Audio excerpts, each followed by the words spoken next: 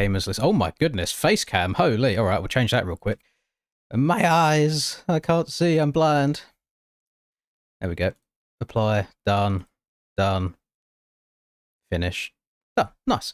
I may or may not have started the intro slightly late because new MTG update just dropped, so I was getting a few laps in before going live. Right, MX Bikes. Load. Controller overlay on. Working. Please tell you I'm doing lobbies. I'm undecided, to be honest. Kind of just fancied riding around and just having a chat with people at the same time.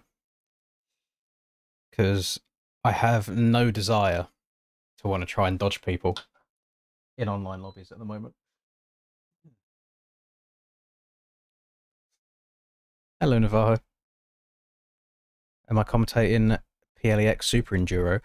I don't believe so. No, I don't think so. That's probably what I'm going to do today, is just rotate between the 3 SMX tracks that currently exist. It's crazy, isn't it? How much more of a baby face I have when I've shaved.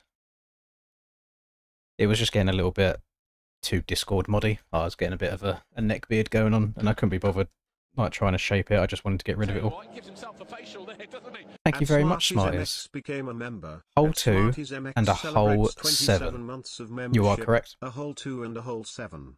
Thank you very much. You did say, to be fair, in the old DMs that you'd be about a bit more. Where am I? This way. Right, okay. So I have, over the last 2 nights, spent a good 30 minutes or so each night on just spinning some laps around these, and don't feel quite as good as I thought I would. But it's not... I'm not flowing as much as I expected, to be honest. I can't remember all of the fast lines on these tracks, so a lot of it I'm just trying to relearn from the beginning. But we'll see how it goes. And I'm hoping... I'm crossing my fingers and my toes. I'm hoping that we get a similar kind of ruttiness, like similar shaped ruts on the 2026... Almost. On the 2026 ones. I think that would make it very enjoyable. Because when these tracks came out last year, just with the way we had the bikes and stuff at the time, it wasn't enjoyable at all. Just the way the bikes handled the smaller ruts. But now the bikes that we have seem to do a really good job at still sitting in them. And it does force you to slow down a little bit. Not quite as wide open as we have been having. So I'd like to see this sort of shape of ruts return. Maybe, I was going to say more roughness, but it is still, I guess, Supercross at the end of the day, so there's no need for it to be overly choppy, but maybe just something extra to slow us down slightly. And then see how that goes. Even if it's a case of do round 1 in one style, if it doesn't work, change back to a different style for round 2 and round 3. You enjoyed last year's SMX. Only a bit of fun you've had on bikes. That's very depressing. Very depressing indeed, Jake. How do we increase the fun aspect? So I think it's a bit of a tough balance, I think, to find for a lot of people.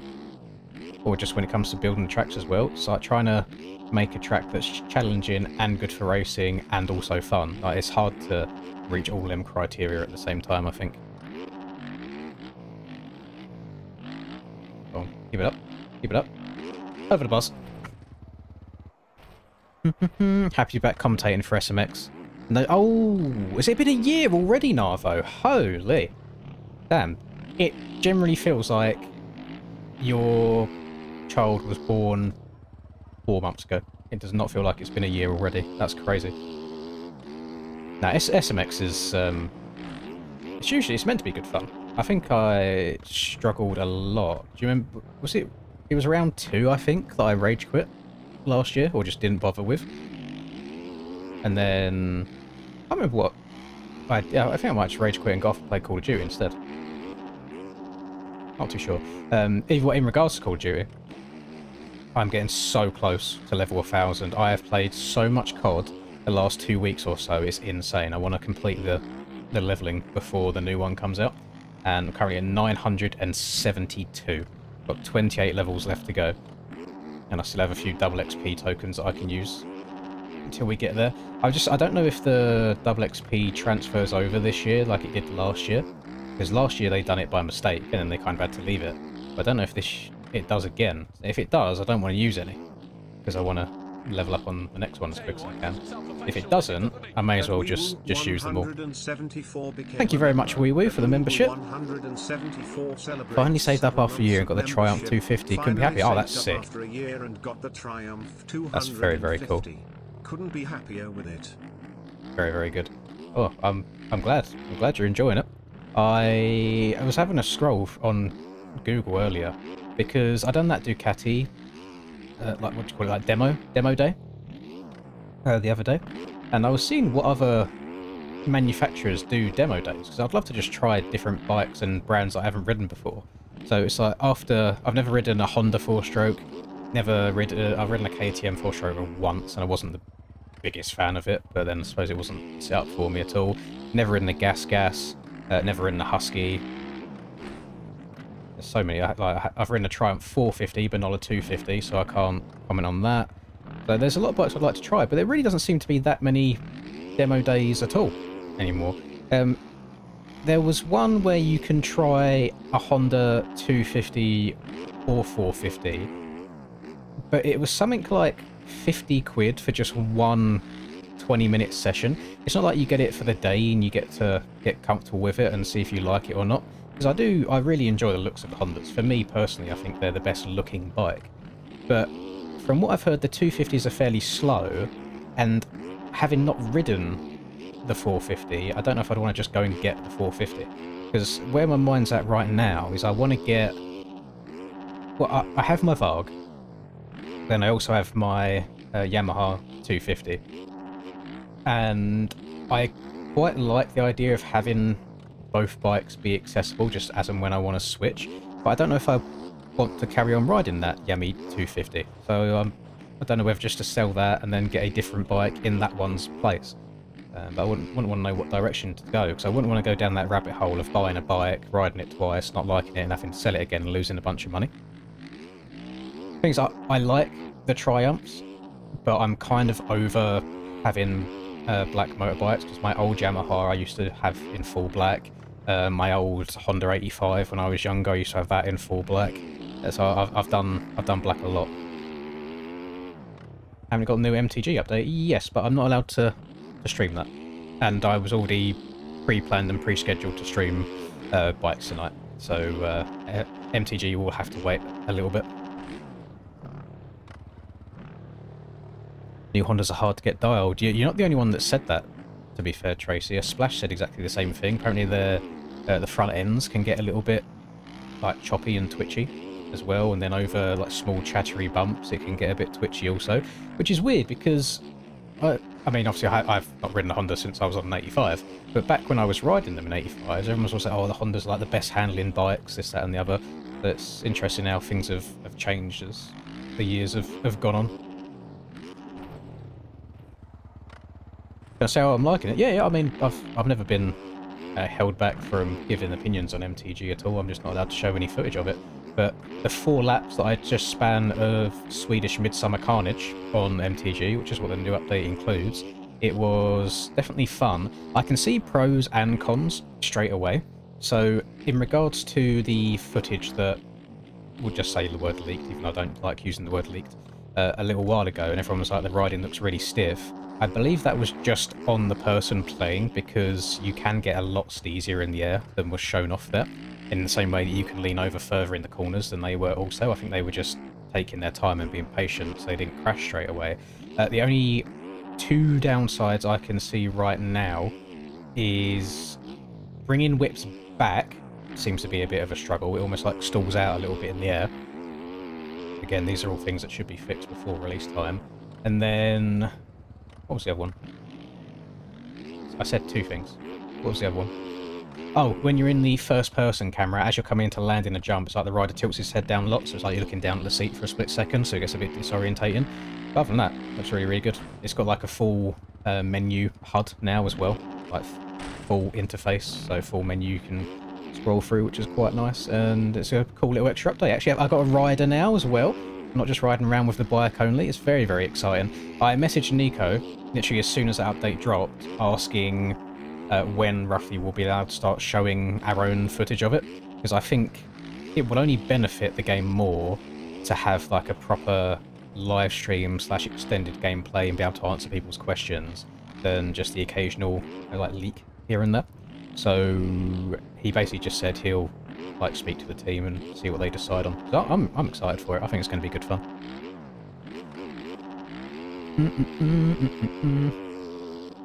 Will MTG rival MXB? I don't see why not.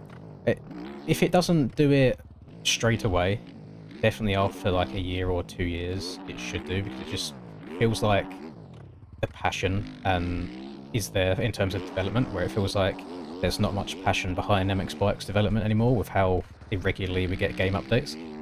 So I'd like to think so. What's up with Nico's announcement about the cheaters? I feel like it's very, very cut and dry.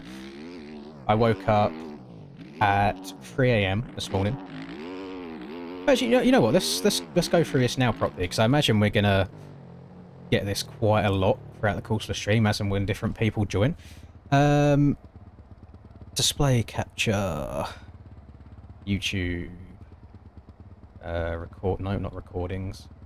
Here we go. I don't know if you guys can read that. I woke up at 3 AM today, and I loaded up Aerial Discord, and I saw people saying the word cheats and $75 a lot. So I scrolled up, saw that someone had made a video with a full-on mod menu in MX Bikes cheating, and I hopped on the PC and straight away I recorded like a rant video about it. Because in terms of cheating on this game, I was first made aware of it 7 months ago, and some of you guys all know who Newly is in the community. He was able to get a high erode value working online, so he could change the erode value in a server. And he slid into my DM saying he could do this, that and the other. And at the time I just said, send it to Boboso, let him know so we can start working on a fix. Because if it gets into the wrong hands, then it'll probably be the end of the game.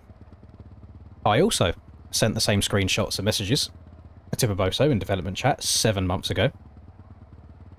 And nothing's been done about it, essentially. So now we're in this shit situation where a bad actor, who is not Newly by the way, so I'm not putting this on Newly, has now made a full mod menu and is now selling it to people.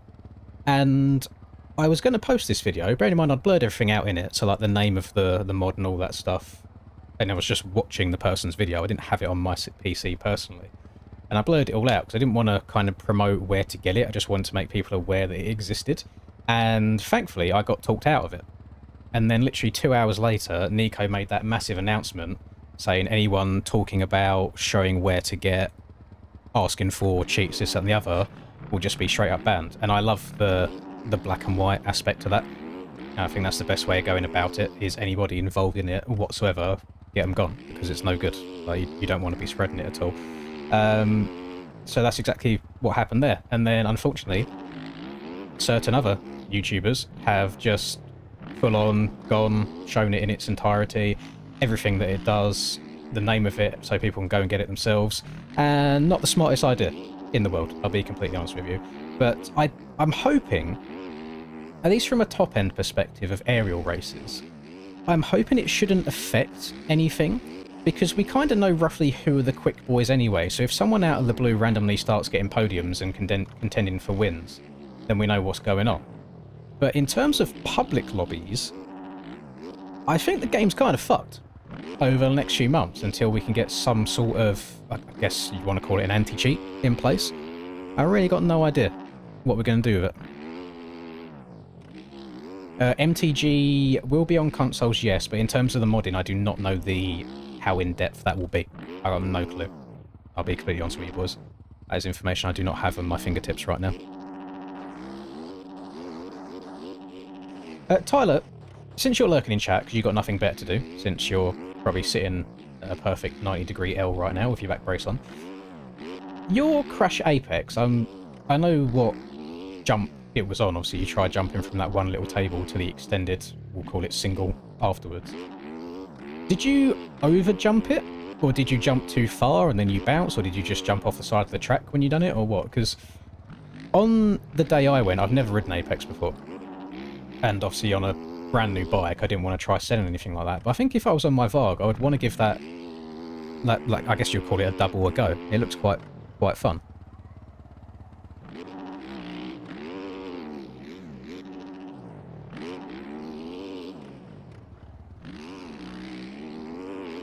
We always, we got the issue, unfortunately, is, I mean, I've been doing this for 5 years now. I would say for at least 4 of them years, I've had some form of cheating accusations. And it's not just gone to me. I mean, I use this as an example all the time, and I don't mean to hate on Reaper whatsoever. It's because Reaper's very, very fast at the game these days. But this was like 2 years ago when he was pretty fucking mid. I don't think he'll mind me saying this. Even Reaper used to get cheating like comments back in the day, people saying that he was cheating, and it's just like, if you are just shit at the game to where you think Reaper is cheating on the game, then I think you need to reevaluate yourselves. But it does cause a bit of an issue, because for biased reasons, I would love if it came to light that, let's say, Rax, Tyler and Cam have been cheating for the last 2 years. It would make me feel much better about myself, because then I wouldn't feel shit about being a consistent 2+ seconds off every single round that we do. But I don't think that is the case, unfortunately. I think this is just like a new wave, and I just think the game is going to deteriorate from here unless Proboso can implement some sort of anti-cheat sooner rather than later.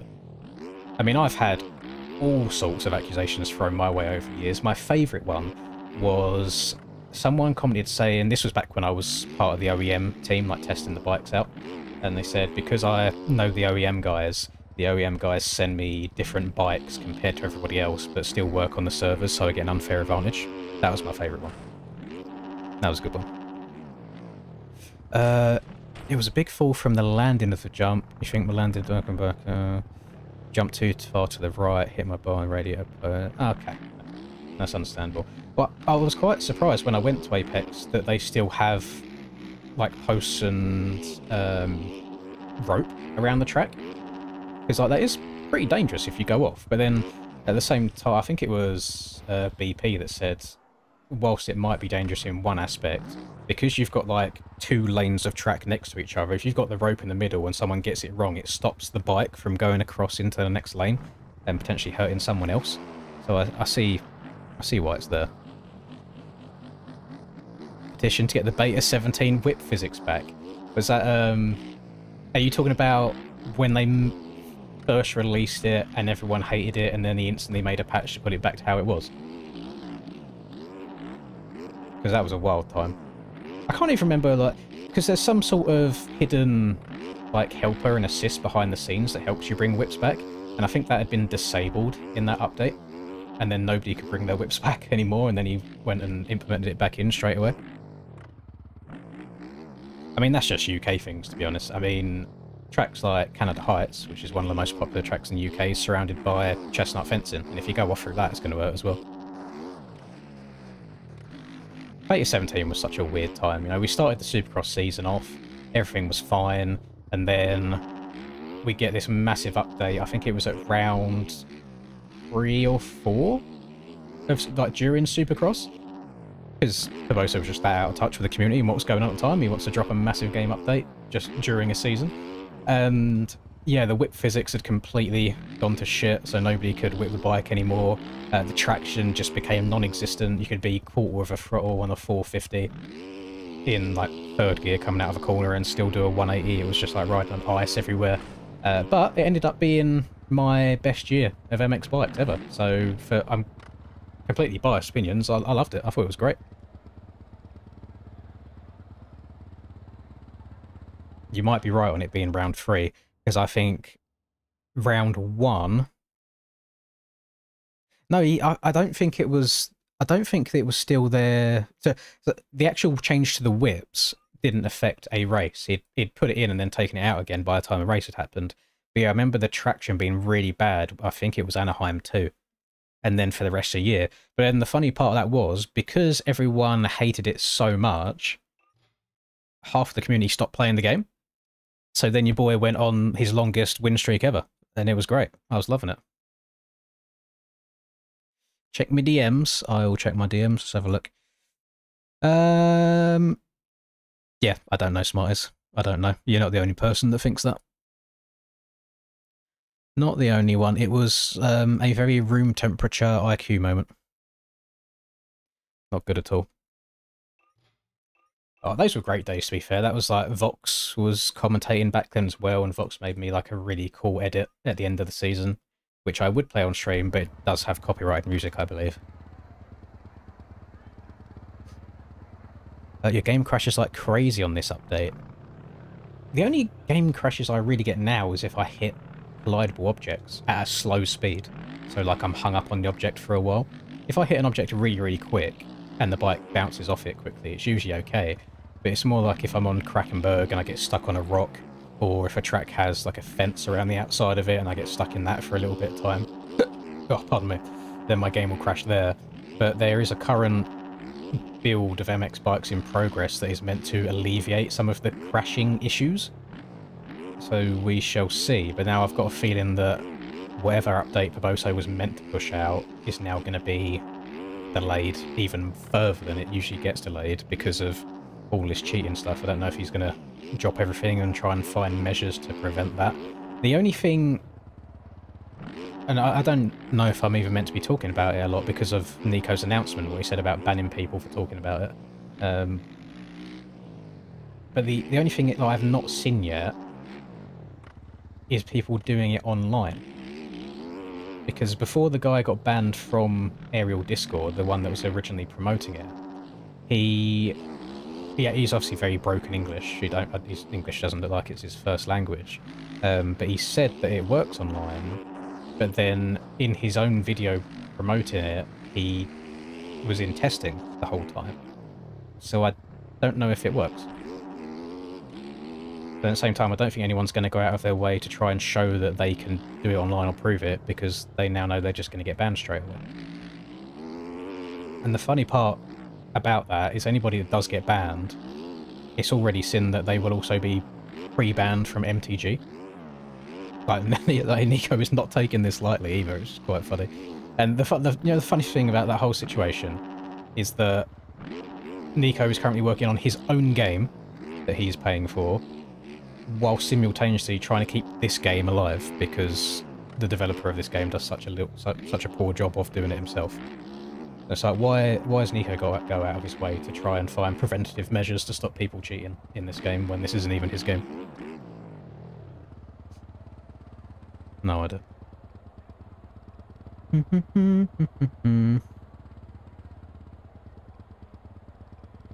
Oh, I see that. Oh, I just opened AJP chat, and the first message I see is big balls. That's nice. Putting money on Sexton going 1-1 this weekend. I mean, the thing that annoys me with Sexton is on any given day, he can either go DNF, can't be asked to race Moto 2, or he can go 1-1. he's so hot and cold, it's unreal. I don't know when MTG comes out, blockchain. I don't have an exact date at all. I wish I did, because I'll be clearing my calendar for like 2 weeks around it, and we will be doing a day notify when the time comes. I want to be grinding the game like crazy. It'll be good for me, because I get some base hours in to learn it. You guys get some content, but then also, if you're kind of like on the fence about if it's a game that you want to buy or not, then you also get to see hopefully a lot of footage of someone else playing it, and hopefully playing it to a fairly decent level. Because when it comes to video games for me anyway, usually if you've put a game in front of me and give me a week of grinding it, I can usually get to a pretty competent level on it. I've just always been able to pick things up fairly quickly. So I'm hoping that will translate over to MTG as well. I mean, learning MX bikes after playing 5,000 hours of Sim was fairly easy to learn. Then I'm hoping after 5,000 hours of Sim and then 5,000 hours of MX bikes, the MTG will be easy to learn.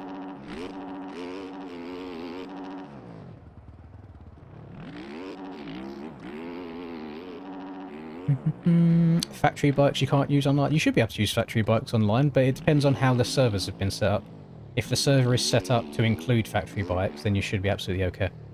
But just most servers these days, because like the factory bikes have stopped their development and they're doing other things, most servers just default to the OEM bikes now. And it's also mostly because Aerial does OEM bikes. Most people just want to ride OEM bikes all the time, so they've got that kind of muscle memory locked in.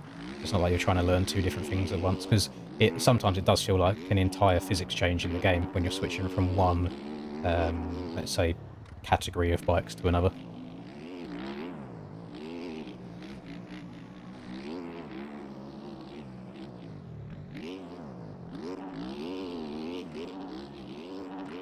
I commented, I don't know if it got saw by anyone that needs to see it. Was it today? No, it might have been yesterday. I commented in the aerial Discord about this round in particular, and the style of the ruts that are on this track, I really enjoy. But I only enjoy them for the size of them. The actual layout of them, this track does feel very one-lined. Most of the time it just feels like the middle rut is kind of the rut to go in at all times. But the sizing of the rut, where if you get it absolutely perfect, you can hit it pretty damn quick. But for the most part, you have to slow down and just be smooth on the throttle delivery, otherwise you'll hop out of it. You've got to be really, I guess, progressive with the steering as well. And that's something that we don't get very often these days. But when we have these massive ruts in outdoors, as long as you get the bike cranked over the right amount at the beginning of the corner, you can then rail it pretty damn hard the entire way without having to think about it. But on these, it's so easy to go too fast. And then also, if you go too slow, you'll end up turning too tightly and losing the front end that way. But I love... they're just narrower and they're shorter as well. And with the way the traction works on this game right now, you still have to take the ruts. In years past, you could probably get away with flat tracking next to the ruts and still being pretty damn quick. But because of the traction, at least on the 450s now, you are committed to the ruts, and I think it's just a good style. Am I riding Moto 10? Or what are we talking about? I do not know what Moto 10 is. Linz versus Steiner at SMX, who's winning? If you start behind me, Steiner, then you will come past and win. If you start in front of me, you'll do the usual choke, and then I'll end up beating you. Oh, Belmoto 10 helmet, what have I got on? Yes, I do. I usually don't do that. I usually have a 6D on, just to go in line with the FXR stuff. But if you saw my video today, that's why I've got the bell on. I was just testing for an Easter egg that's involved in the video that got released today. This would not be my usual attire. That was kind of sexy. It's so nice when you get the front wheel up just the perfect amount where you can carry on wheeling on the throttle. You haven't got to worry about leaning back anymore. It just kind of stays up at that perfect point. Oh, I feel like prime Daytona Tomac. That's how that felt. Perfect.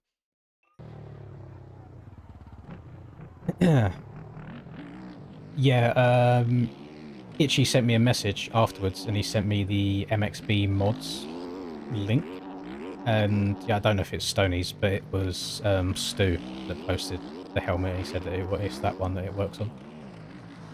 Because I already had a couple of Bell helmets in my game. I couldn't get it to work on any of them. I guess I just didn't have that one in particular. Still a cool concept though. Nice to make me go into Photoshop and try and put a QR code together to get some helmet skins. To my knowledge, I don't think OEM bikes are being worked on at all at the moment, Whipper. I don't know if that will be the way forever or what. I think they're just a bit burnt out, to be completely honest. Yeah, the normal stuff always looks really good. I haven't seen the helmets myself, because I wasn't able to get them to work, but usually when you have the Norm's name attached to anything, it's usually quite nice looking. Really struggle to slam on the brakes and stop in time for that wall. And triple, double, slot into there, try and follow that, but not too fast. Little tyre taps, try and slot into the middle rut there. But there as well, it's so easy to overturn. I like that, it does add a level of precision. I don't know, because I didn't do the entirety of the race on this track, I'm pretty sure I rage quit it or just didn't do it at all. I don't know how these sorts of ruts would fare with the current road. I don't know if they'd just be fully boofed and just front tuck central, or if they'd end up getting better over time. I'm not too sure. But it's always, surely it's worth giving it a go.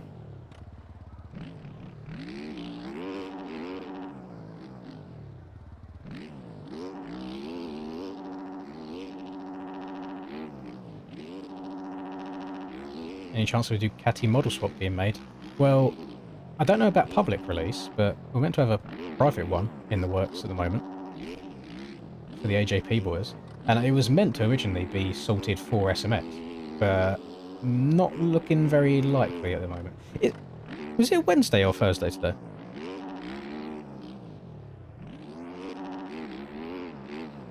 If it's Wednesday, then he's still got another 2 days to get it done. I think it's Wednesday, because I haven't put the bins out yet, and my bins get collected on a Thursday. So I should have them out ready for tomorrow morning. That's the life of sitting in your room all day every day. You don't know what day it is.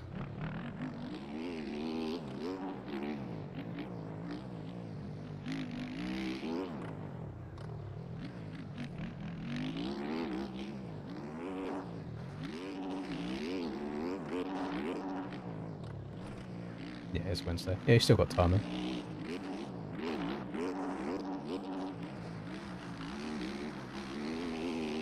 So if it's not ready for round 1 of SMX, you may as well hold fire and just use it in the off-season instead.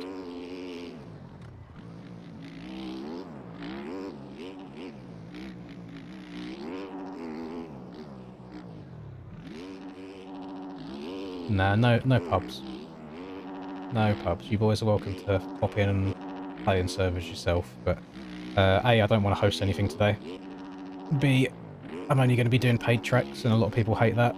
And then C, I also don't want to go through the issue of having to dodge people.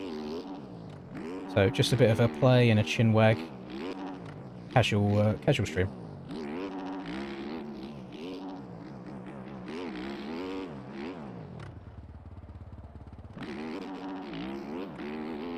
Well, I thought originally Tyler might become him now that he's got nothing better to do, but it sounds like actually sitting down and gaming might be a difficult thing to do with his current back situation.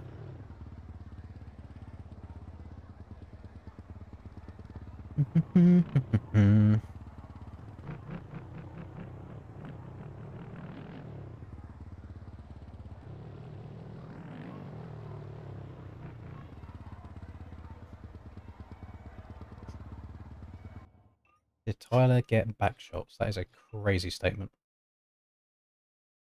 I've not actually seen any of the track maps yet. Shall we?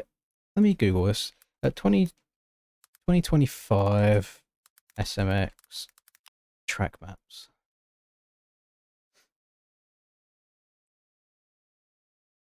This is just going to show me all of the Supercross ones, though, isn't it? Oh, we go. 2025 World Championship playoff track. Wait, these have been out since 2015? Getting flashbanged, totally. Or is this... No, this is them. I saw a screenshot of them building it on Instagram earlier, and I remember this back section out here. So how does this... Can I... Go away. Brother. I don't want to see... I don't want to see a trial bike on Enduro on a dyno. What's going on there? I thought we'd have more images than this, to be honest. Vegas track looks basic. So we got the split start, round roller, right. Actually, we're allowed to be negative about these because they're not done by anyone in game. They're done by the real life people. In what world do they think that joining people together here as you jump a double is the right thing to do? Because the people turning right here, I can't even like zoom in much further. The people turning right here and jumping are going to cross jump over to the left. The people turning left here and jumping are going to cross jump over to the right. And they're just going to meet in the middle and smack in the air. At least in game, that's what's going to happen. I don't like real life. They'll probably be smart enough to jump straight, but yeah, in real life, this is going to be a shit show. Then turn left. This is what pisses me off about SMX. It's just long straight single, long straight single, long straight little double, long. Like, give us some rhythms. Like it's still meant to be like Supercross. We've got one rhythm section. Class, love that. Long left hander with an inside roller, so we're just going to go all the way around the outside. Straight, single, straight. Single again, I think. I don't think that's meant to be a super... Maybe... I can't tell if that's meant to be a soupy triple or if it's meant to be a single double. Then when you turn right, yeah, then single double again. Okay. More sand, single, turn, double, double, double, single. I don't know what you call these, but it's like the diagonal, like singles back to back to back intersecting. So what's probably going to happen, unless Stony puts an invisible barrier up in the air, we're going to come down this straight absolutely wicked.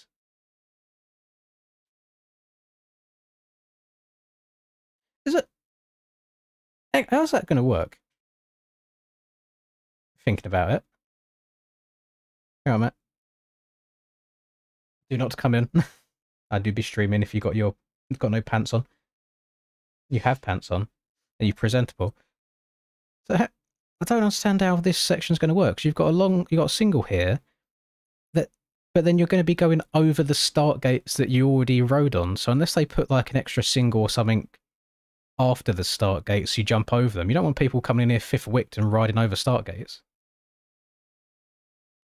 Or am I losing it here? Like, is that right?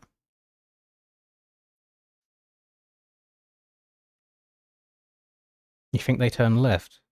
Or you think no, I don't think they do. I know what you're. Oh, actually, no, you might be right. Wait, what the fuck is this? I'm so confused.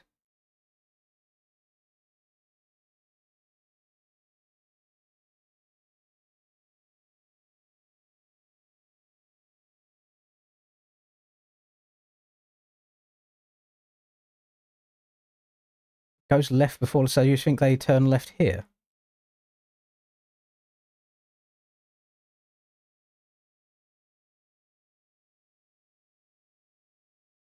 Ah, so you have this long straight, and then you think they huck a hard left here?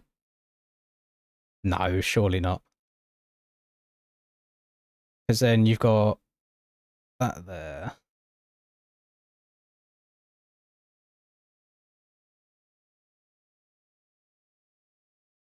Backtrack from you are right. Let me backtrack from the finish line.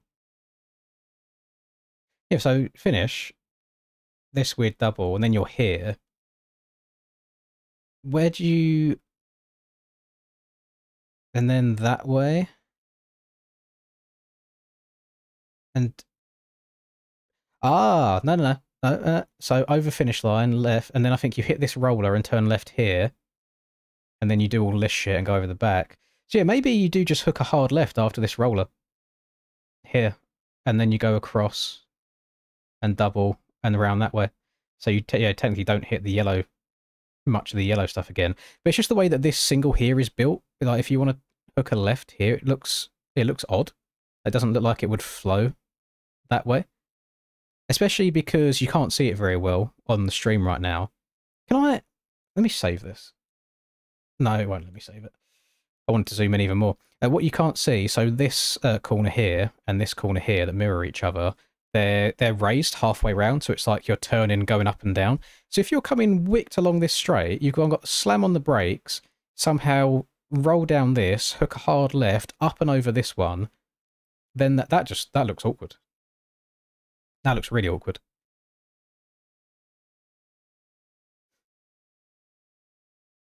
You go,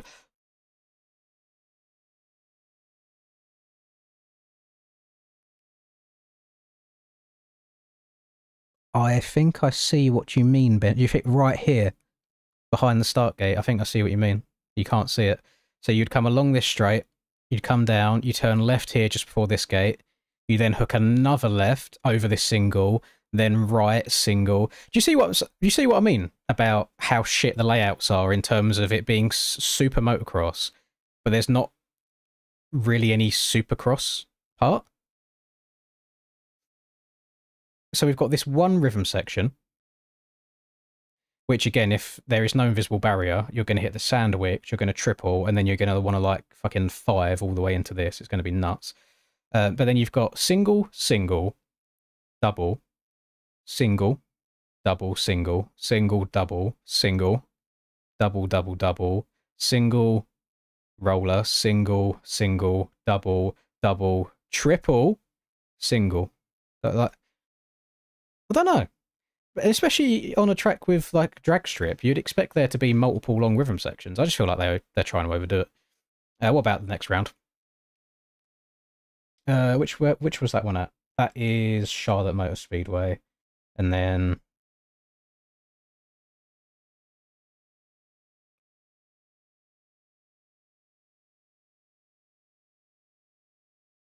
I guess we go outside of the stadium at some point, but we can't see it.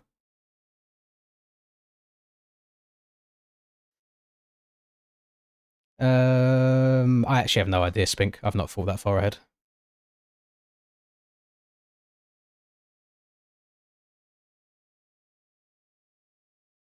I think I'm still faded on this bit.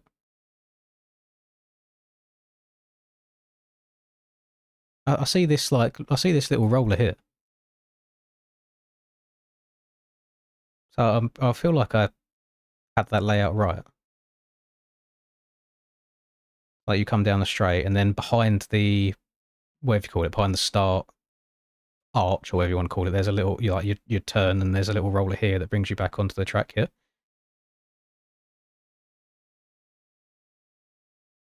Do I think Willie used the menu? No. I think today is the first day that anyone's had their hands on that menu. You probably jump over the start gates, you reckon? More on the SMX website. Let's have a look. If we just do SMX website, we'll type in that Super Motocross. Here we go. So we click on this. Do we get more pictures? Playoffs. I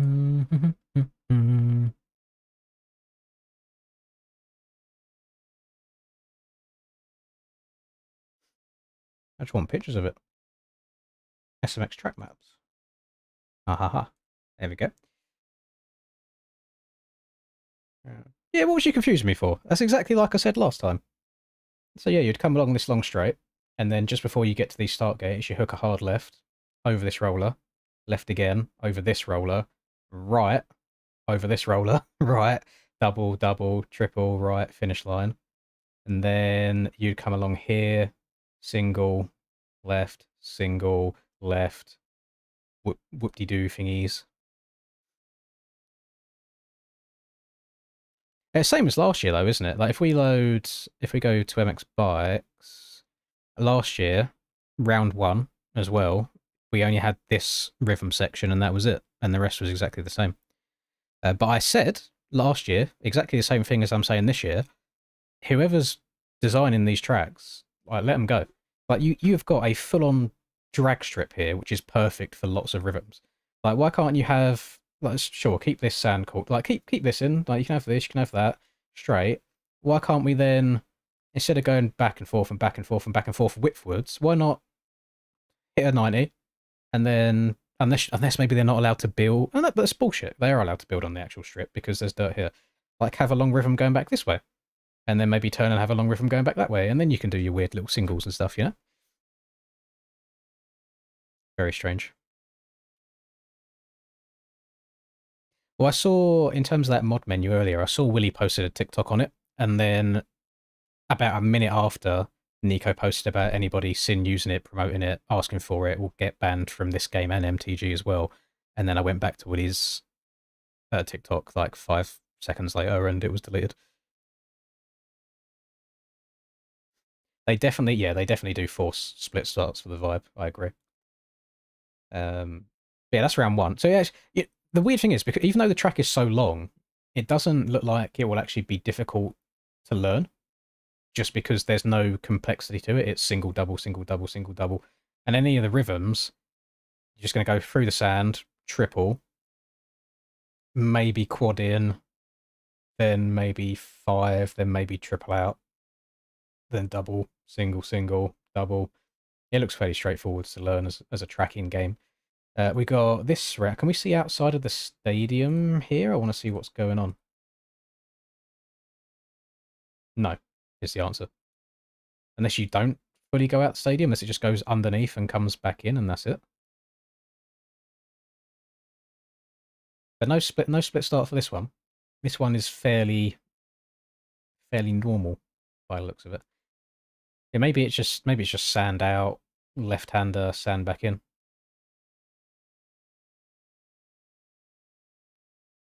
But again, exactly the same complaint as the other one. It's Supercross, and you've got one rhythm section. What I say by rhythm section is sections where you might have to jump like 3 different times to get through it, not like these little triples or like these are rollers here. So they're very disappointing, at least from a spectator standpoint. I really enjoy when I'm watching Supercross pros picking their way through long rhythms. I mean, you go and watch 2014 Toronto with James Stewart quad and everything to come back and win, and then you go and remove all of the quads and just put singles and doubles in, and you tell me that's an exciting race. Down to the amount of dirt. Yeah, but to be fair, there's no excuse here. There's no excuse for like this kind of stadium whatsoever. There should be more rhythms. Do I know what SMX is? It should be a supercross track, but long. I know on the flip side it's super motocross, but this isn't a motocross track either. You know, it's like it's not a supercross track, it's not a motocross track. I don't even think it's a good amalgamation of the two. I just don't think it makes for a good viewing experience either. Like last year's SMX races, I thought they were shit to watch.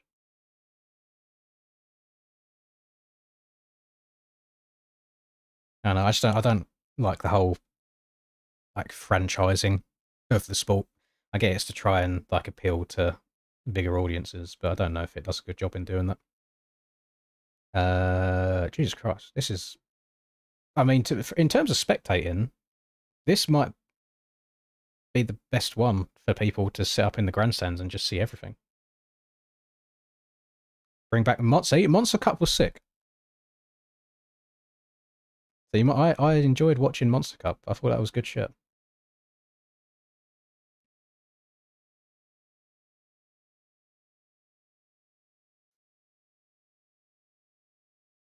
But it's like, if I fully take that opinion on board, if it's not meant to be Supercross, how enjoyable is it to watch the fastest riders in the world just singling and double an entire track?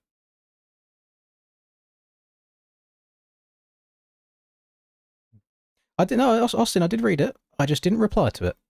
That's that's that's two different lines of thinking. I did read it, I just never replied to it, and I forgot again the second time. If I'll say it now because I'll probably forget to reply again by the time the stream is done. We'll look into it in the off season because I think that'll be the best time about going about things. But it doesn't sound a million miles off of like my idea of this massive series of all disciplines in it. So it could be a good amalgamation of the two.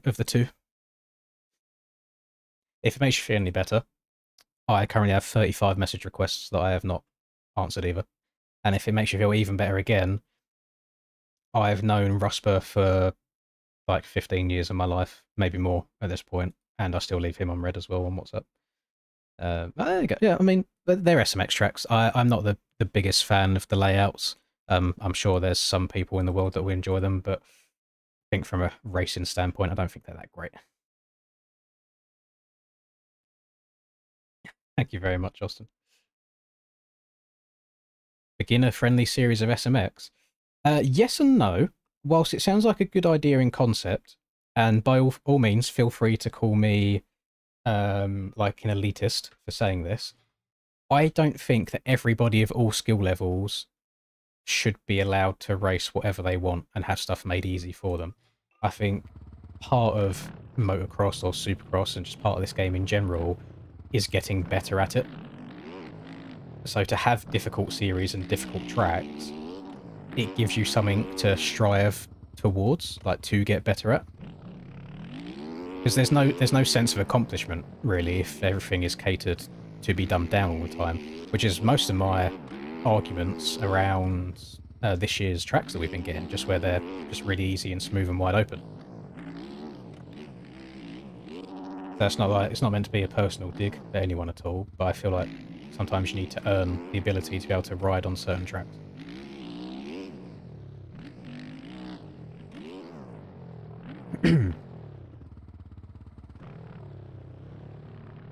I think you've worded that perfectly, to be fair, Austin. That's kind of the same sort of vibe that I got. And it doesn't... Yeah, it didn't really go that way.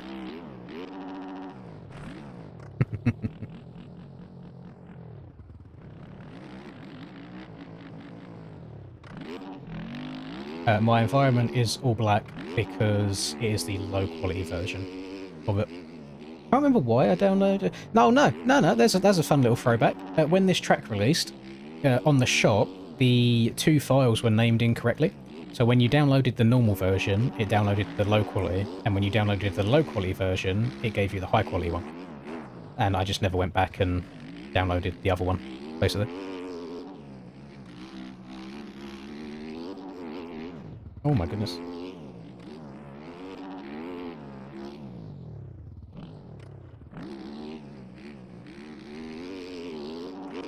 Oh my goodness again.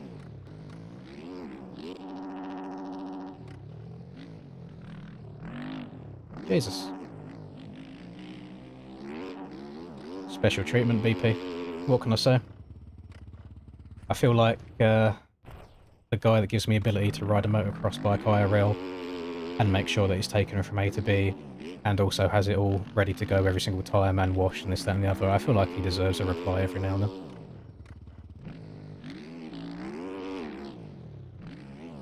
I'm very much, I feel like I'm a reciprocative kind of person where it's just like if you do something for me, I tend to do something back. SMX in-game starts Friday, in real life starts Saturday. So it's all this week.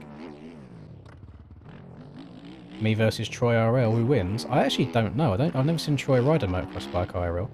I know he's got a road, well, I say a road bike, he's got like a tourer, like an adventure kind of bike, like on and off road combined. I mean,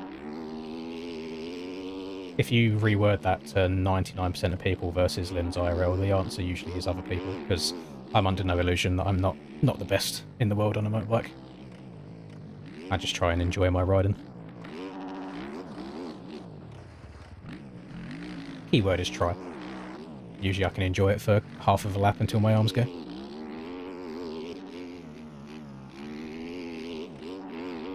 But Troy is 6'5" and nonchalant, and I'm 5'8" and very chalant, so I feel like Troy out-auras me. Anyway, about a foot race, I'm fat and short, so I'd still get beaten.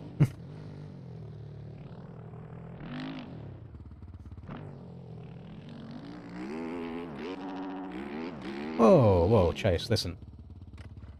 I saw you on MX Bikes late last night. Discord tells me what your activity is. Don't give me that shit. You know, one thing I find difficult about the tracks when you haven't got the stadium and crowd or anything is I find it gets a bit difficult to tell exactly where you are and what's coming up next. I think the stadium usually gives you a good idea of where you are in terms of environments, you know what section's coming up next. But on this track, for me, the next right-hander I'm coming up to looks exactly the same as the right-hander over there that I've just hit, so I have to remember what part of the track I'm on. Did Ducati anything special? No, I wouldn't say it was anything special, but then at the same time it wasn't a bad bike either. There's some things on it that I enjoyed, and then other things that I wasn't a massive fan of. It's not a bad bike by any means. I think it's very hard these days, I think, to find like a bad new bike. Everything is going to be, especially for the average rider as well, you're not going pro anytime soon. For the average rider, I think any modern motorbike will do you a good job.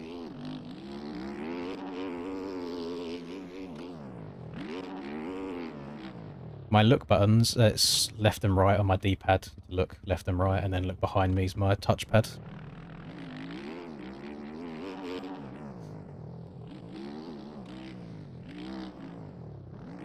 I think you're getting top 2 on LCQ. Isn't it... Is it only top 2? Oh yeah, I suppose, yeah, they do top 20, don't they? And then, yeah, okay. No. No, I don't, Smarties.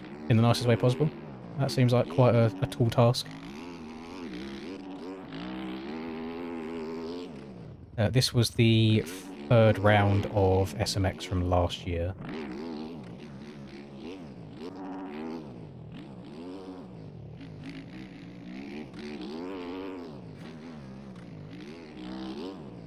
You want to know, when I think of SMX, you'll know what I feel like the track should be, IRL.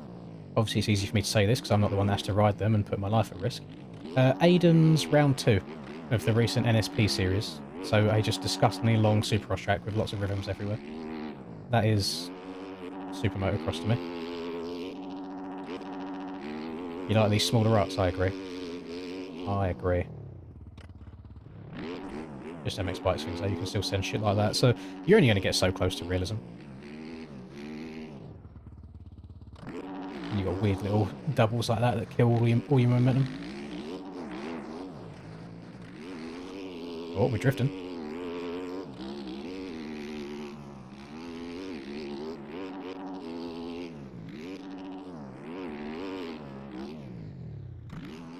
Aiden's tracks have cooked.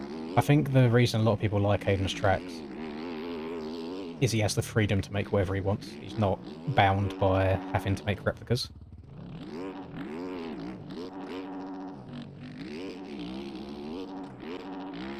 Which is why as well, I don't think he needs like pre-built rough or ruts on any of his tracks.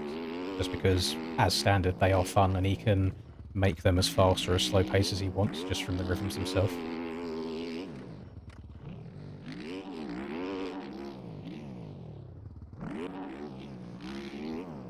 Oh, I wanted to try tripling in.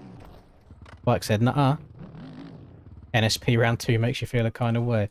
Let me show that track for people in case they haven't seen it yet.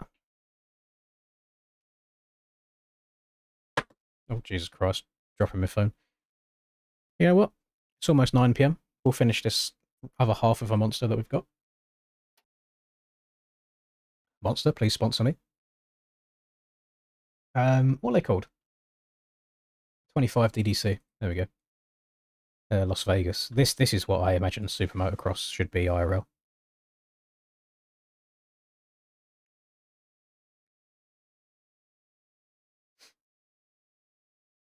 Come out of the commentary booth for a few rounds. No, I'm it's not contracted, but I made an agreement with Aiden that I would commentate the NSP rounds this year.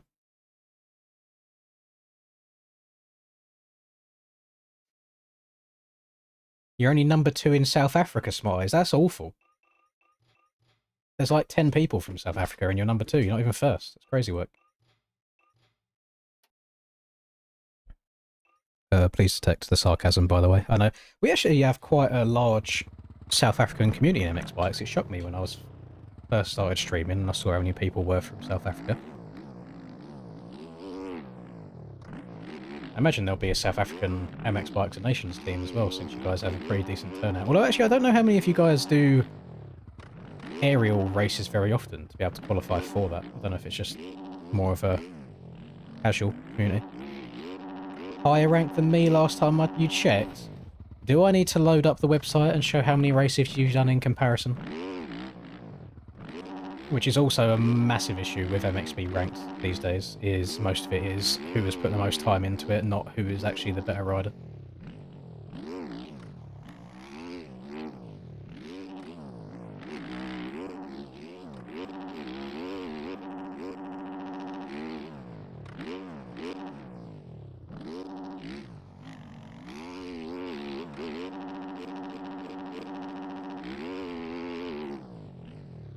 Yeah, just get the pros doing jumps like that IRL. Be no problem at all. Yeah, but this is what I imagine actual SMX to be like. A long supercross track.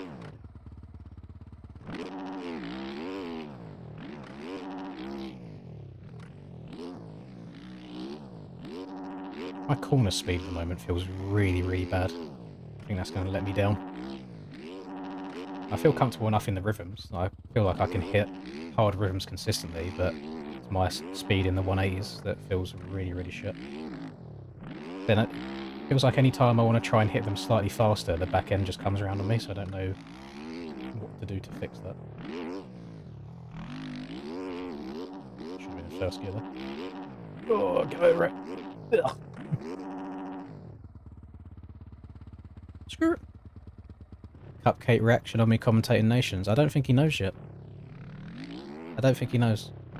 And to be fair anyway, I don't think it's of any concern to him. I don't think Cupcake's ever commented nations anyway, which is why I messaged Navo about it, asking if I could join him, because I don't think Cupcake's anything to do with it.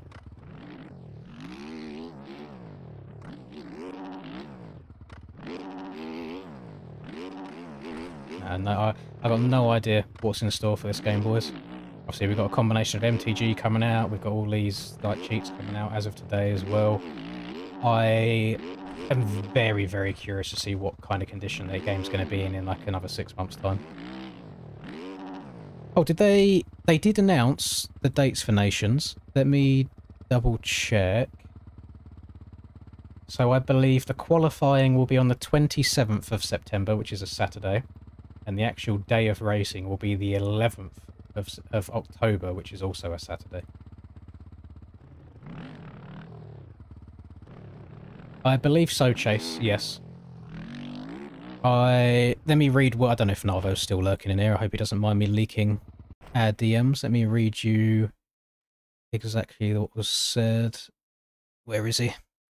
So, I said I would like to put forth the idea of being in the booth with you for some US/European collaboration, just like the real life event. You stream it on Twitch, I stream it on YouTube, but we're in the booth together. And he said, absolutely on board with us doing it together, more than welcome into the booth. But he did say, I'm surprised though you're not going to try and qualify for Great Britain. And I just said, yeah, I'm washed, I can't compete against like Tyler and Cam. So he was just like, yeah, all good. Give me an excuse to put the shirt and tie back on. I'm excited for it. I think I'm going to get more enjoyment out of watching it than dealing with the stress of trying to carry my team to it. Because Great Britain's rocking the number 1, 2 and 3 as they won it last year. And I know that I'm a bit off the pace these days. So if I did qualify, let's say like Cam or Tyler had a bad day and I managed to beat them, I don't know if I would be able to compete in the actual race to the same standard that they would be able to. I mean, to put it into perspective, the only round of outdoors this year that I have beaten both Cam and Tyler overall was the last round, where Tyler was in a hospital bed and Cam gave everybody a 20-second head start in Moto 2. That is the only time. So I don't think it's faded or negative to say that I feel like they are better people for the job than I am. Can I do post-race interviews between races and rage bait riders? I don't know if I'd want to intentionally rage bait them, but it might be nice to get some interviews going on. What I might do is when the teams are confirmed, I might message a few people, almost like interview questions in the DMs and see what they say, and then I can just hop in now and then and say, oh, so-and-so said this before today, etc. Just trying to make it a bit more of an immersive experience.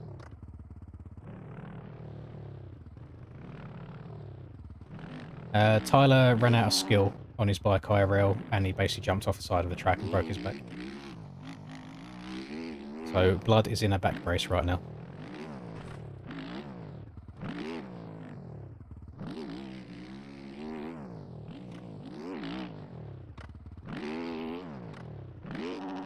Bonk.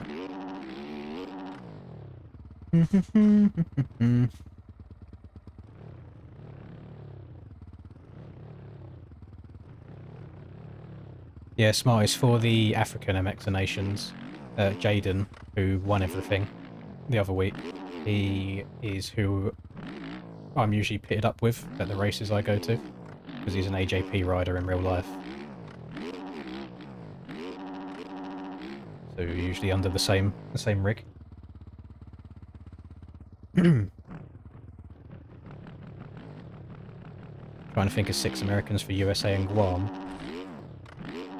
I think USA, so I think A team, will be Rax, Chase on the 450s, and then it will be between, I think, Ashton, Willie, and Brock for the 250 ride. And then for Guam, I know Troy wants to try and get in for Guam, but I don't actually know who the 9 riders will be that have a chance to ride for Guam. Because if nobody knows how the qualifying works for Nations yet, if it's like your first year doing it or looking at it, is they take all of the combined points from Supercross and Outdoors, merge them all together, and then the top 9 people from each country have the chance to qualify for that country. So they take the top 9 USA riders throughout the year in points, and they say, right, between yourselves, decide what 3 are going to try and get into Open, what 3 are going to try and get into MX1, what 3 are going to try and get into MX2, and then they go and do that. But then because there are so many riders from the US, they then have the US B team, which is Guam, so it will be riders 10 through to 18. So rather than top 9, it will be the next 9 that then do the same thing. And the points from last year was quite interesting. It was Great Britain won, and USA was second. Then France were in third. But then after that, I think it was British Virgin Islands, which is the UK B team, and then it was Guam, which is the UK B team, in 4th and 5th. So that shows how stacked them 2 countries are in terms of their MX and Nations talent. And I think we're going to have some surprising teams popping off this year. I really, really do. Obviously, the US talent is so deep that I think the B team is going to be just as stacked as the A team.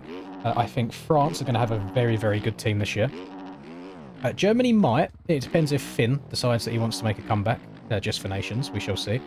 I don't even know if he would have enough points, but then you've got Victor, and there's got to be 1 or 2 other fast Germans in here as well. South Africa will have a team. Let me have a look at all the teams that qualified for Nations last year.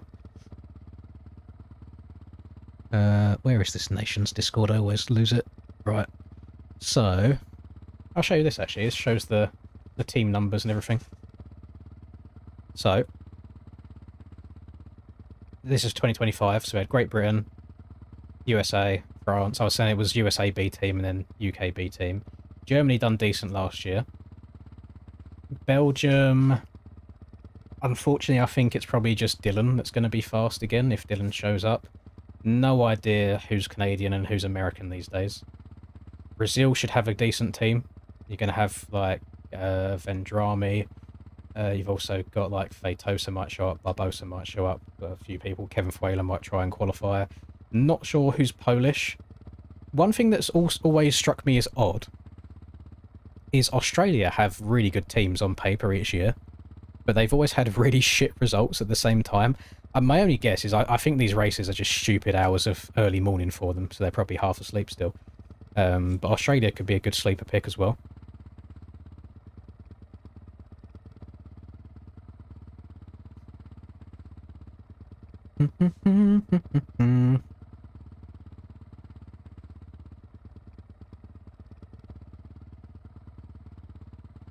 Oh, I've got no idea then. I thought it was just 10th through to 18th made it, well, had the opportunity to qualify for B team, but if it's different this year, I'm not too sure.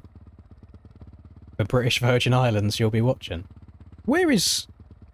I'm not going to bring this up on the main screen because I don't want to leak my own address. British Virgin Islands. Where is this in the world? That's nowhere near the UK. Where are we? It's but next to Cuba? Oh, wait, hang on. The British Virgin Islands is very, very close to the USA. Hang on, I should be able to leak this. This isn't going to show my address or anything, is it? Let's have a look. No, it should be okay. Look. Got the US, and then the British Virgin Islands is here. And then we're just above South America. So then the actual UK is over here.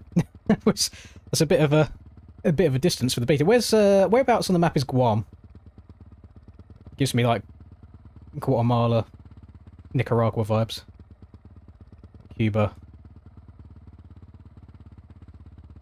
I have no idea where Guam is, I'll be honest. Pretty close to Asia. Oh god. Asia's... Which way is Asia? This way is Asia, isn't it? China. I don't want to like press the search button up here because I imagine it will just pop up with my home address like straight away. Guam's in the middle of the Pacific Ocean. I mean, my geography skills are awful because it hasn't got the oceans labelled. I have no... What is that? Oh, Hawaii. Just saw HI. I was like, what's going on there? Can I pretend that I'm from Bora Bora? If we have any MX Bikes players from Bora Bora, please let me know. This is where I'm born, the Bora Bora bungalow. That's where I live. That's where I game from. Fair enough. Yeah, shout out the UK territories, right? Going and invading anybody that they wanted back in the day.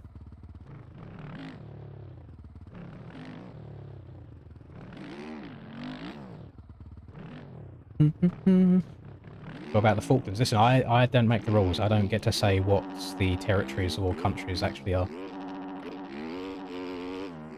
Yeah, I've been lucky enough that I've qualified for 4 out of the 5 nations that we've had since I've been playing the game. Time to hang up the controller. Let the youngsters do it.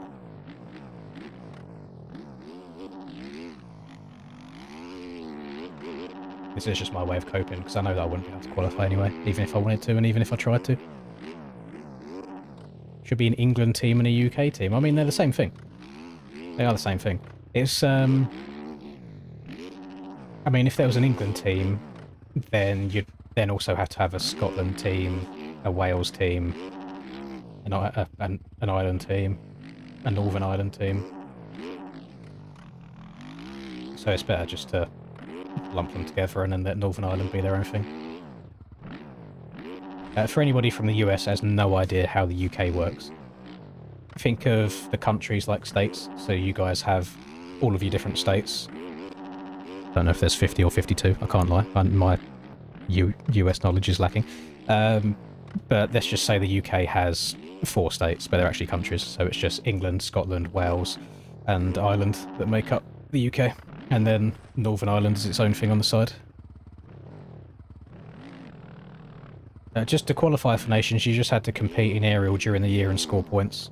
So in your situation, Smarties, because you're from South Africa, because there's only a limited people from South Africa, you probably could have just scored 1 point and been eligible to try and qualify for it. 49, we try not to recognise Missouri. What did Missouri ever do?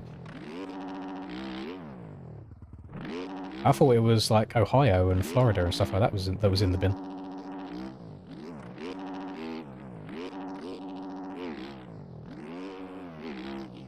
I don't know if I've got this long rhythm section right even once yet. Not paying attention enough. That's a big old jump. I don't know if you're meant to be able to step onto that. Well, half of Ireland's part of the UK, is it not? And then it's the other half that's like, no, we're doing our own thing.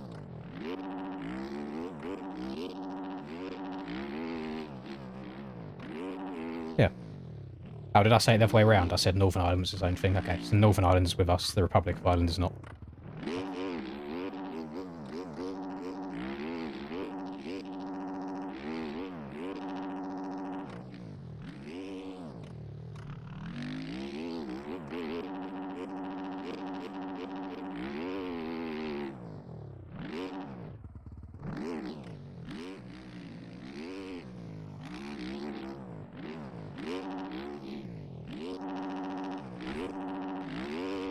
We won't try not to get too into the political side of it. At the Olympics, why is it Great Britain instead of individual countries? Because Great Britain and United Kingdom are exactly the same thing. So they just kind of... They're just different names for it. So it's no different than... I mean, it's kind of different because they're a group of countries, they're not actual states. But it's no different than just USA being a thing in the Olympics, regardless if you're from Ohio or Florida or Texas or whatever, you know. But yeah, I don't know why they lump them all together like that. I don't actually know the answer. Maybe just to help our chances at trying to do better since they're so small by themselves. It's always... Because you have technically at the moment, you'd always say... In motocross terms, oh, America's the best motocross country in the world when you go to nations and stuff. And it's like, well, yeah, if you break it down by population, how many people are from America, because you've got so many states merged together, compared to how many people live in these other small countries. Just by sample size alone, you're going to have a bigger pool of people to choose from.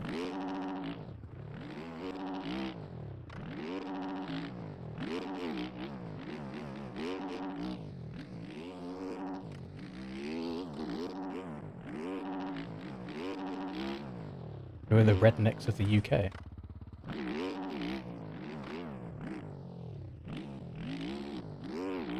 If I speak, I am in trouble.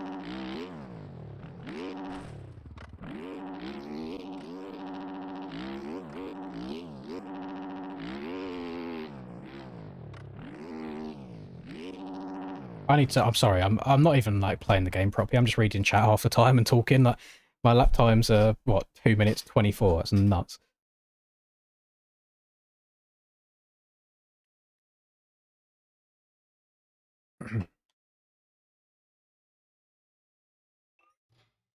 Alright. What are these SMX rounds have I not managed to put much time into? I mean, round 1 was actually quite fun. I want to see if I can hit that wall ride line. Who do I have at Nations this year? In real life, if America has a good Chase Sexton, they've got a great chance. Well, actually, there's a lot of ifs. So, if America has a Tomac, like a start of outdoors Tomac, and a good Sexton, you guys will piss it. You'll win really easily. If you get the mid Tomac that you've had for the back half of this season, and a Chase that tucks the front end every race, then I think Australia will win it. Australia's issue is always going to be that third rider and hoping they don't have 2 stinky results that they have to include. What really should have happened is, before Cole Davies' parents spaffed him out in hospital, they should have moved to Australia and gave him Australian citizenship. Really inconsiderate of them, to be honest, like having him be a New Zealander, having him being a Kiwi rather than an Aussie. Because imagine the class of Jet, Hunter, and Cole rocking the same team. Like, Australia would piss everything for years to come.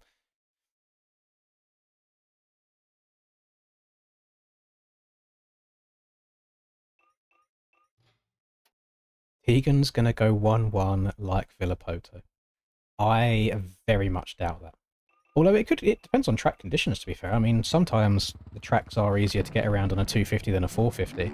But I just do not see a world where Deegan straight up beats Jet on a 250 versus a 450. I don't know how fathomable it is.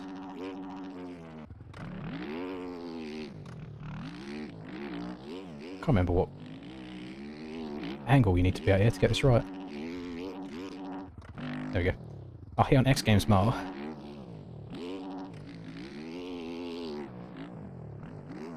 But when Villo done that 1-1, I was the biggest Villo glazer beforehand anyway. So him doing that was just like, yeah, you know what? You are kind of the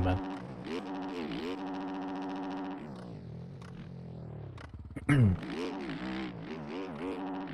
See, Russ was always lurking. Yeah, I don't really think any other country other than Australia has the depth of team to be able to dethrone the US, especially on home soil.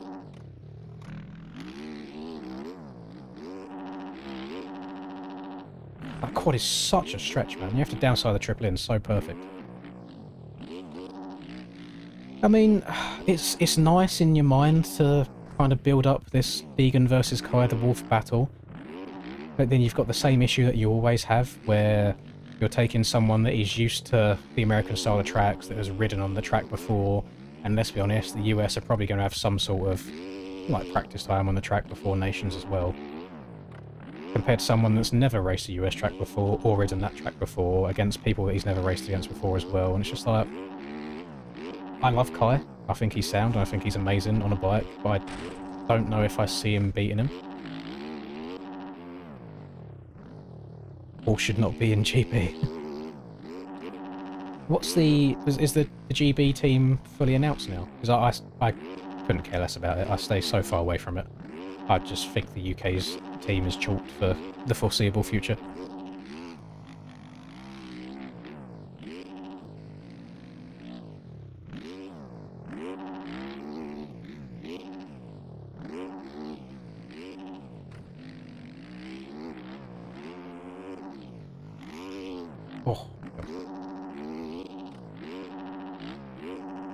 Comrade on A2. Yeah, that makes total sense. Right.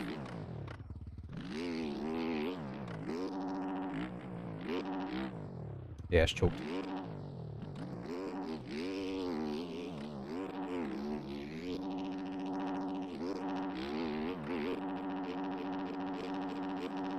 I think I need to upshift once more. I need to go from 3rd to 4th in that corner.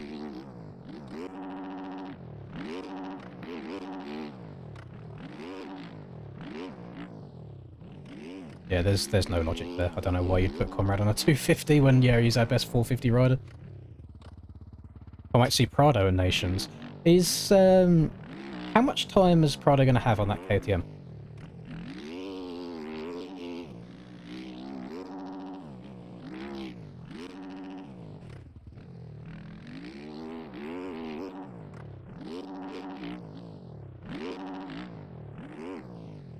Is he not going at all now? Okay. I think him not doing it actually helps rather than hinders. Because can you imagine the comments you'd get if you rocked up to it on a KTM and still done shit? People wouldn't think, oh, he's just got onto a KTM. Give him some time again. They'll just think, oh, he can't do it on a Cowie, he can't do it on a KTM, he's awful. So I think him not doing it actually does help.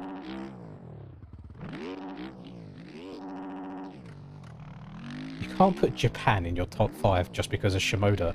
Half the time Japan doesn't even qualify because it is literally just Shimoda. He hasn't got the teammates for it. Poor Sushi. Get my man some support. Get him some good teammates.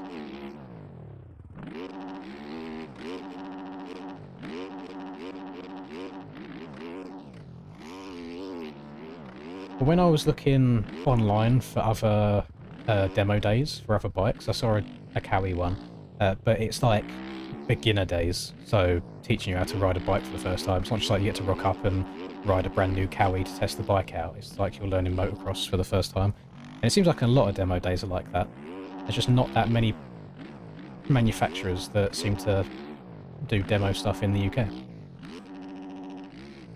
I saw Triumph had a few this year by the looks of it, but that all finished around July time, so there's nothing else for the rest of the year. It'd be nice to try and ride a Triumph 250, see what that feels like as well.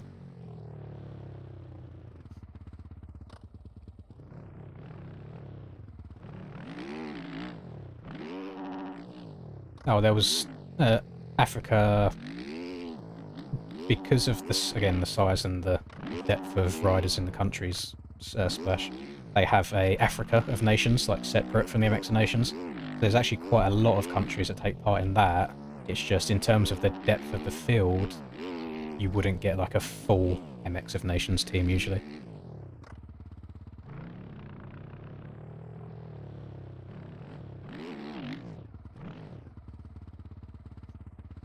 But Russian has this kind of work and the man accused. I've not watched it, Caleb, so I don't know who has been accused. I saw the thumbnail. I saw people complaining, saying that he shouldn't have made a video on it, because not only did he make a video on it, he left everything unblurred, so advertising where people can also go and get it. So I think it's just going to mean more and more people are going to try and go out of their way to find it. He also posted it after Nico said anyone promoting it or showing it off will be banned, which is not the smartest thing. But yeah, I don't know. Oh, it was Willie. Well, in that case, no, I don't think Willie's been cheating. Willie made a post about it today also on TikTok.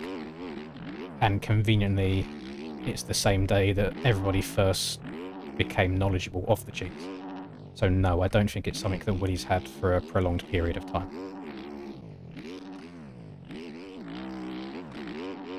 I mean, I sat next to Willie on stage in Italy and competed in MX bikes, and he's still pretty fucking quick on a LAN event where there's no possibility to cheat. So no, I don't think Willie has been cheating all the way up until this time. Well, he's a very opinionated individual, and he also believes he's right all the time, so I don't think he's very open to other comments. I also had a very similar video made, ready to go. However, I'd blurred all of the names out and stuff of where you go and get it. haven't got it myself. I was purely watching the initial video that the guy that made them made showing them off. But I got told not to do them, sole reason being it does more harm than good. Because it's... the less you advertise it, the less people that know about it, the less people will try and go out of their way to find it, or even to make some of their own. So I like to look at it as... oh, this is going to be so edgy for some people. Let's look at it like COVID, you know, that virus doesn't exist. If one person has COVID, and he spreads it to 2 people, then now 3 people have it. If them 2 other people spread it to 2 other people themselves, then that number goes from 3 all the way up to 7. If them extra people then spread it to another 2, you know, it gets progressively more and more and more and more people get COVID. So if Kelso shows it to 300 people in a video, and even just 5 of them people now want to go out of their way to buy it and look into it, that's 5 extra people you now have in public lobbies or potentially aerial lobbies cheating, that may have been unaware that it even existed in the first place if there was no video on it. So I think that's really the point that Nico's trying to get at, is publicising it in any way, shape or form is a net negative at the end of the day, which I do agree with.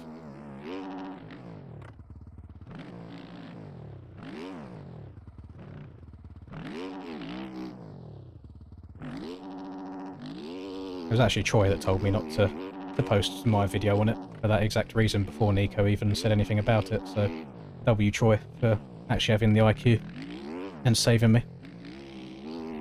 But yeah, to the best of my knowledge now, because of that video, I mean, he was already banned from Aerial anyway for doxing Drew Anderson in Aerial Discord, but I believe now he's banned from all the MX Bikes Discords, the main ones, and I believe he's also re-banned from MTG whenever that happens. I don't know if they get, if it's like an IP address thing or what, but yeah, I mean, if he's ever bought a track off of MXB Shop, then Nico has that IP address ready to go, so I don't know if it's banned in that regards. Yeah, not the smartest of moves.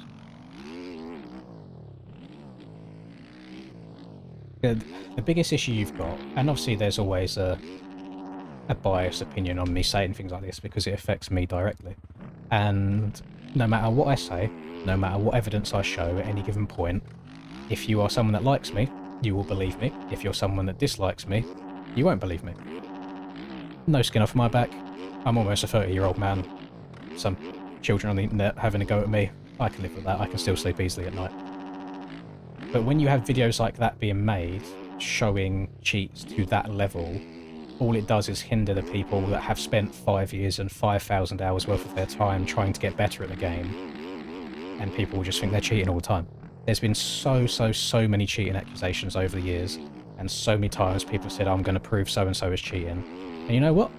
There's never been any fucking proof, because they haven't been cheating in the first place. So this just makes things even worse.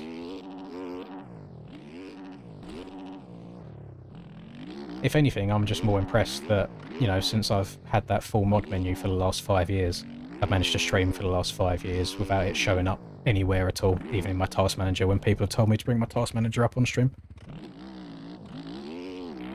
Yeah, alternative news, Rasper did sell his CSGO knife the other day. I think he got just over £800 for it, which is pretty damn good. Don't know what he's going to spend that money on, but he's got that in the bank now. Nice little extra something.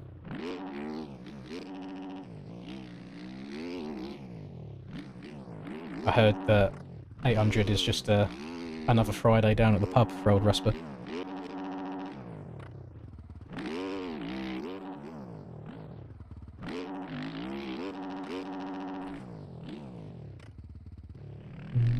That's the issue, Jackson, is to my knowledge right now nobody has. It's just now, as of today, it seems like there has become a public one, but there is still no full knowledge on if it works online or not yet.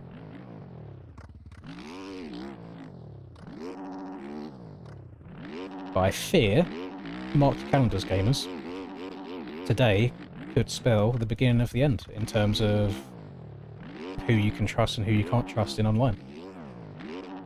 Because if there's no proper anti-cheat on the game, then I guess people are free to do whatever they want. The only saving grace that we've got is, well, I don't do too much public lobby stuff anyway. I I can't stand people in public lobbies. It's like, even if I go undercover, if I'm winning a race, some sort of lap will just hit me 5th gear wide open because they've got nothing better to do. But outside of that, I think aerial should be somewhat safe. Because it's like, we know who's fast and who isn't anyway. So if somebody comes out of the blue and starts dominating the competition, you're going to be suspicious. But then Nico's already said, as soon as somebody gets caught doing it, they will be banned fully and also banned from motocross the game. So it's like, do you want to risk not being able to play MTG in the future at the same time as also being banned from MX bikes? Just for the sake of going a little bit quicker in MX bikes? I don't know. It's not free. I believe the price that I saw someone say in Aerial Discord was $75 a month. Which sounds like a lot of money. But at the same time, there's people that spend hundreds, if not thousands, to cheat on like Call of Duty a month. So it's kind of crazy. Yeah, I think most of the people that will be doing it, I believe, will all be younger anyway, because they won't think of the potential consequences from it.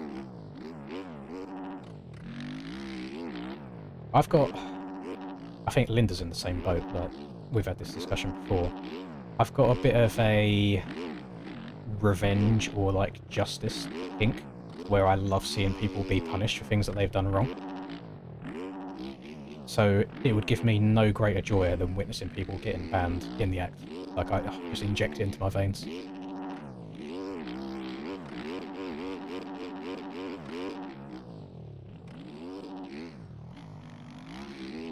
I was going to go out of my way as well to ask Nico if whenever MTG releases, if there's any possibility for me to have some sort of, like, servery, admin-y ban. Like, what's the word? Not abilities. I don't know, just the ability to ban people if need be. So if it's like, if I'm in an online server and I see people dropping hard R's randomly, it's just like, gone, straight away. Just get them gone. No place for it. No second chances. You be a dickhead, you're out. Get them gone.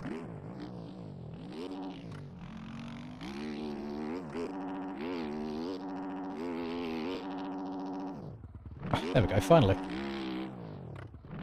I just hadn't been thinking about the corner and the rollers before that. Every other lap I've been half playing.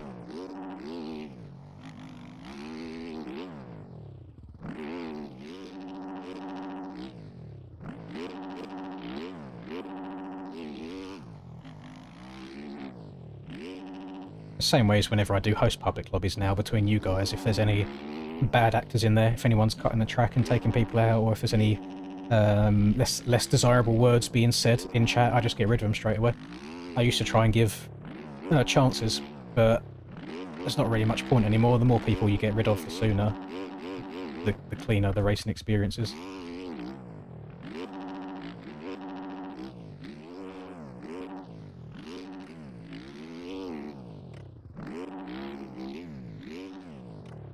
Beats the week is stacked for sports fans. What else have we got going on this week, Deluxe Vi, other than the motocross? Have I banned Jen from my chat? I don't know. If I have, it was a very long time ago. I think it was when he was Discord account sharing with Jackson at the time. That might have been when that happened. And I don't remember banning him from this chat, unless one of the mods done it. I have no idea. It's very rare that I am myself the one that bans people from this. Yoit. Holes hasn't. Maybe it was me then. I'm going to stop the stream for CS.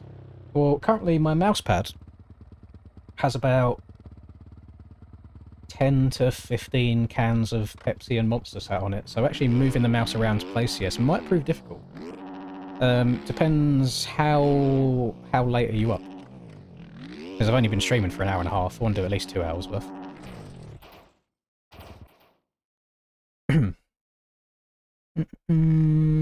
NFL, F1, and round 1 of SMX. See, I don't watch NFL.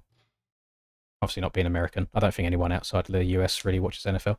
I watch F1 on occasion if it's on. And I'm just like, oh yeah, it's F1. But I don't go out of my way to watch F1.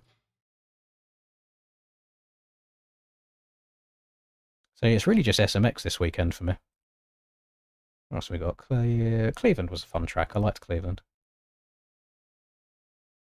Downhill mountain bike world champs as well. I've never watched any of them events live, but I quite often get like clips of like fast full runs and stuff on my TikTok and Instagram reels. And BSB and MotoGP and World Superbike. Jesus Christ, it's all kicking off. I mean, for any of the road bike fans, that Ducati test day that I went to, Scott Redding was also there riding one of the Ducatis.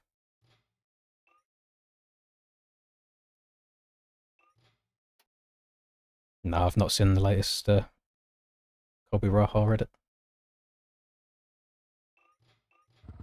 I have not.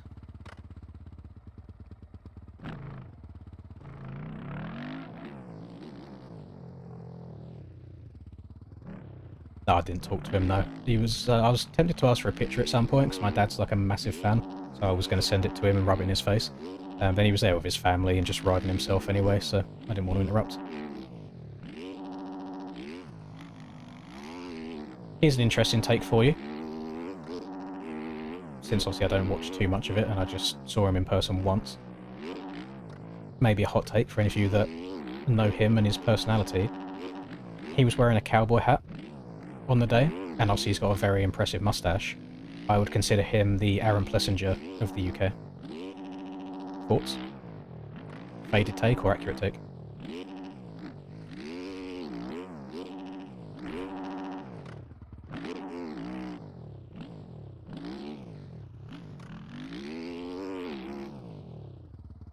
Is that why you don't like Kelso then, Cam? Is it because he exposed your mod menu that you've been using for years? I was curious actually back in 2023 why you plugged that extra USB stick into the PC at the LAN event. Would you just install in the Word document?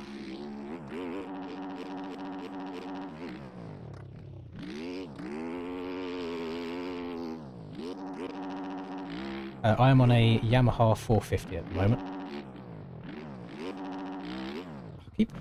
There's little triples here and there on these NSP tracks that you have to scrub and downside just right in order to get the quad afterwards. It really adds a little bit of extra techiness to it. Your uncle once had Rossi's number. Here's another weird flex. Stefan Everts was in the backseat of my parents' car years ago. My arse had touched the same seat that Stefan's arse had touched. Hello, Harry.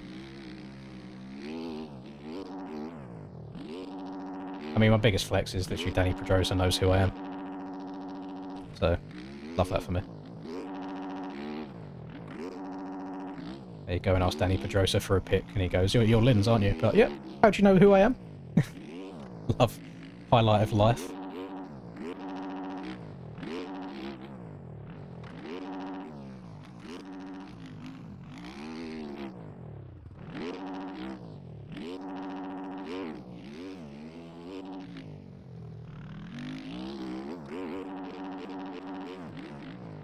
Yeah, I was only able to spin about 4 laps on it earlier, Hazard, but there is a lot of potential there. I quite enjoyed it in the very short amount of time that I played it. And then I had to go live on this, I already had this pre-scheduled. Hello to Harry's brother. Good friends with Millsaps. I think I'm okay on the sign gear, but... Oh, here's... Do you think... This could just be me tripping. Do you think that Millsaps and Brayton look eerily similar?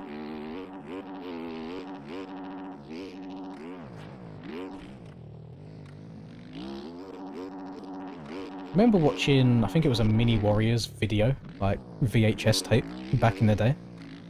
That's something a lot of you young whippersnappers won't know, is old actual videos, not just DVDs. And I think Davey was in that on the old RM85 back in the day.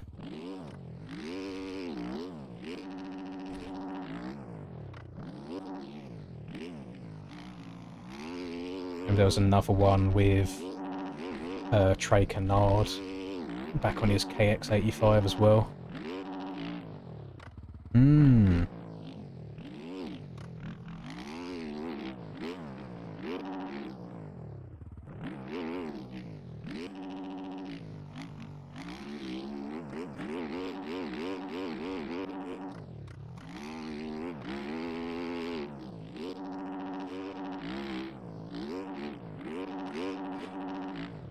Why don't you shave your arrow?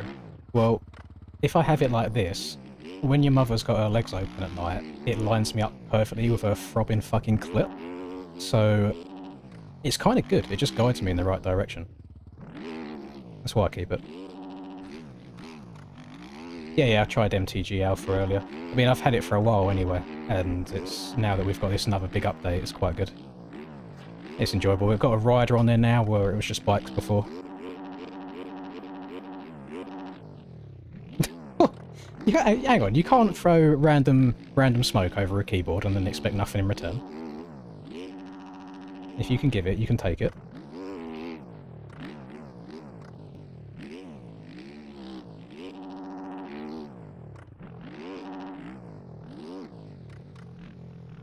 You're in a class with Dane Millsaps. That's quite cool.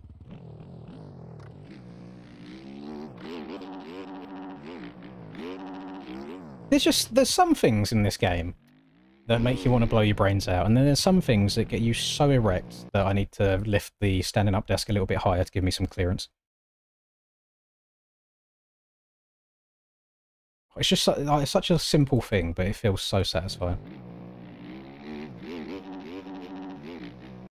Oh. See, when you change the mass and the inertia sliders a little bit in the mod menu, you get really satisfying results just like that. What's the physics like? There's such a difficult question to answer, Alfie. I really can't answer it. It's like, is there any way possible for you to compare MX Sim to MX Bikes to track they are? It's the same thing, they're just completely different games to each other.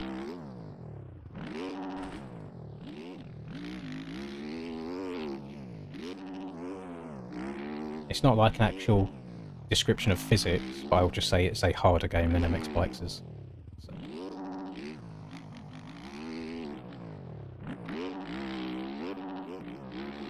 Yeah, there's a slight clunkiness to it, Austin, but the video that was released from wherever that was is such a massive over-exaggeration.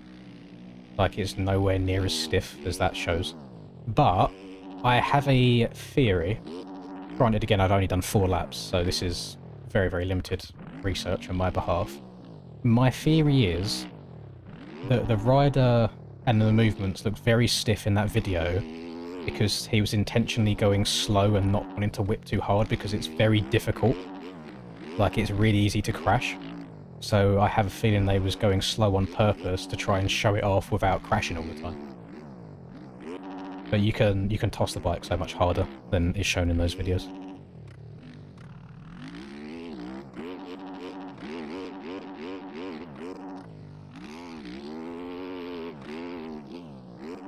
Now you can turn a lot quicker as well. Like, the steering looked really slow in that video, but you can turn so much faster.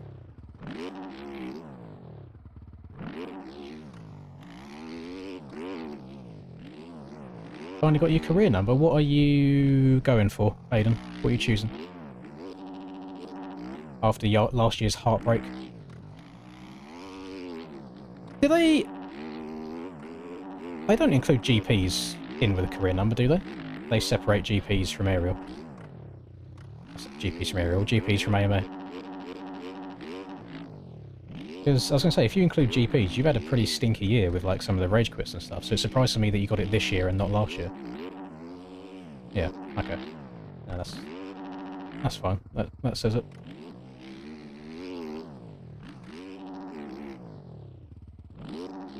Oh, see, when you're flowing and you're actually gripping, it's very nice. Doesn't happen all the time, though. Oh, I wanted to step over that table. Because I have to single into the corner if I step onto it, whereas if I step over it, you can jump all the way into the corner afterwards.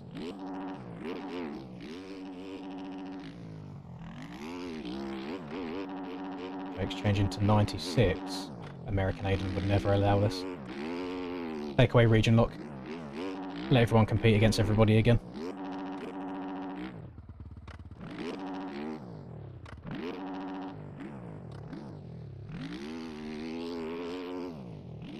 Nah, using unlock tool is crazy work. Just play the game.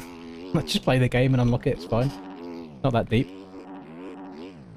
Oh, there was Oh, I'm not even allowed to tell you anything because it's technically under NDA. Let's just say, when I loaded MTG earlier, there was a certain screen in the main menu that I saw that got me very excited. And I cannot wait to be able to show all of the footage off. Very exciting. Can I show off the sound again? I don't think so. L21 said even that's probably a big no-no. Let me... He's probably asleep. Where is he? Nico. Chat has asked if I can hide screen and show the sound off in MTG. Yes or no. I messaged Nico and I'll ask because the sound has actually been updated from the previous build that you heard. The rev limiter now... You might come. The rev limiter is so good.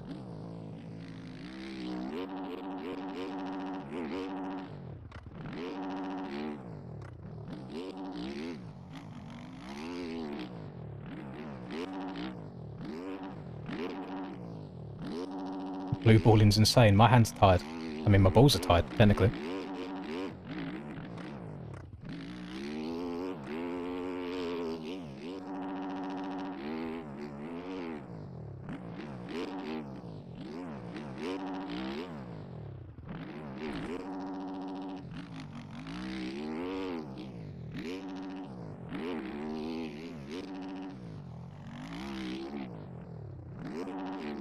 Because I think when we done that before, you guys were quite enjoying the engine noise, but yeah, the rev limiter was a lot different to what it is now. But it's definitely gone in the right direction. It's an improvement. The only downside is it does make you want to ride a bit like a prime Justin Barsha, but then I think you always get punished for riding like that in a way, that you need to be smooth. But then because the limiter sounds so nice, you do want to just bang off the limiter all the time. Yeah.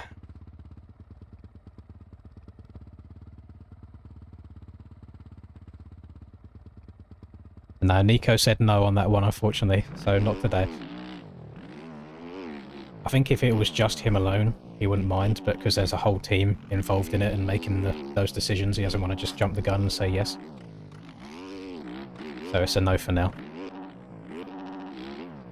The alpha is $500, I believe, is the currency. And I also don't know if that is still an available thing that you can apply for, because it was just when the Kickstarter was going on.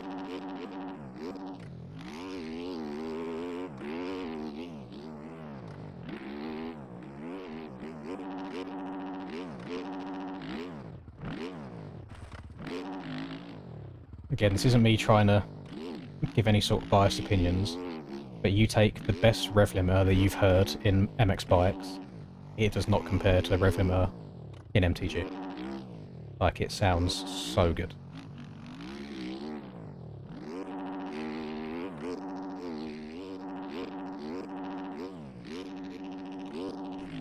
Oh my Jesus, wouldn't be able to survive that in MTG. Holy, I'd be dead.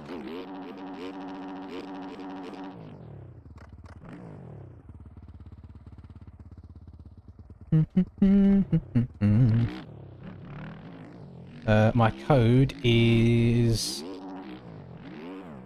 Is it Lins or Lins 4? I think it's Lins 4.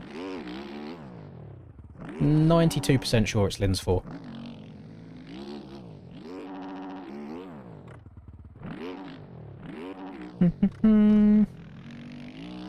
How does the crashing work?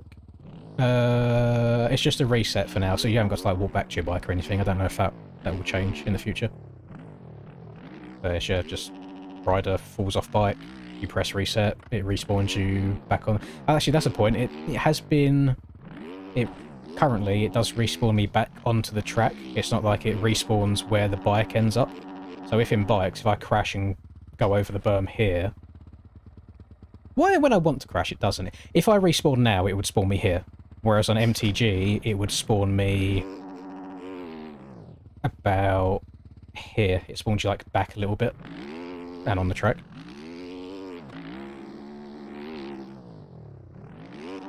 Ooh, B Clay, that is music to my ears. Love the sound of that.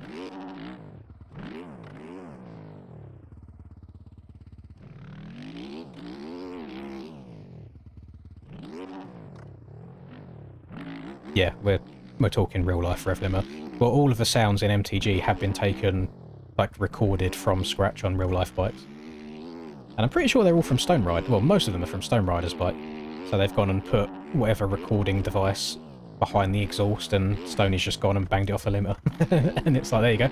Slap that in the game, and she's good to go.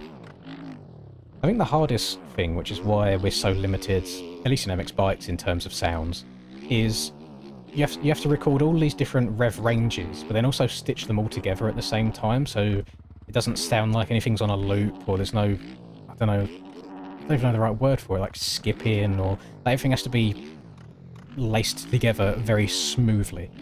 I feel like that's probably the biggest battle with making realistic engine sounds.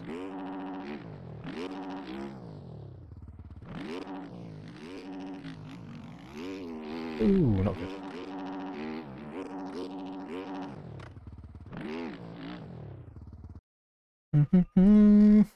Yeah, blend's the right word I was looking for, not laced together. Thank you very much, Brendan. Yeah, trying to blend it all together, I think, is probably the hardest thing. It's exactly the same reason why I don't think MX Simulator, in its 16 or 17 years of existence, has ever had a good sound mod.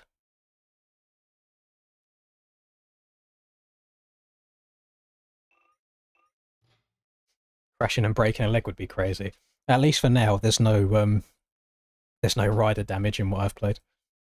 I can't tell. I can't speak for if that's going to be the case forever. Listen here, Drew. Don't make me get your Facebook pictures and put them in Aerial Discord. You wouldn't like that to happen, would you? That's definitely not happened before.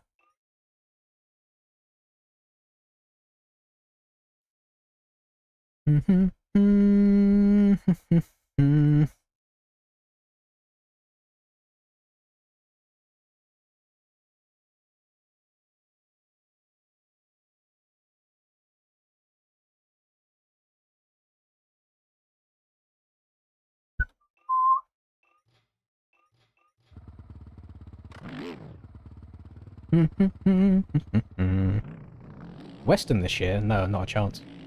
Not for me, anyway. I don't think I'd be able to finish Western. And then I don't care for it enough to want to go and spectate it.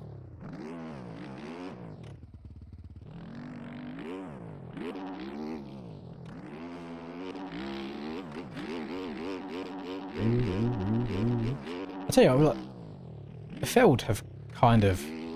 Is it Feld's fault? The whole 9-whoop rule in real Supercross? Whoop sections that are longer than 9 whoops are so much more fun.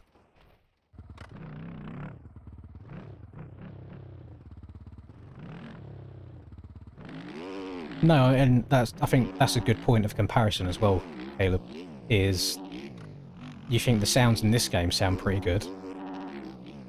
It's nothing compared to what I heard 2 hours ago in MTG.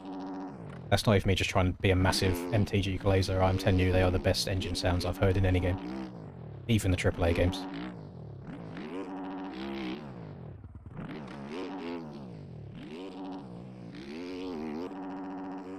Oh, they're doing more than 9 whoops? That's nice.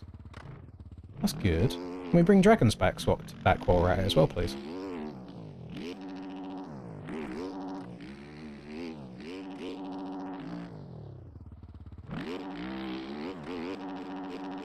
No, I think you're pretty spot on that. But let's be honest, Drew. There'd be a lot of people that would buy that if that existed. So we could be onto something there. There could be some good merch. What? It is quad triple, isn't it? All the way into the corner, I think.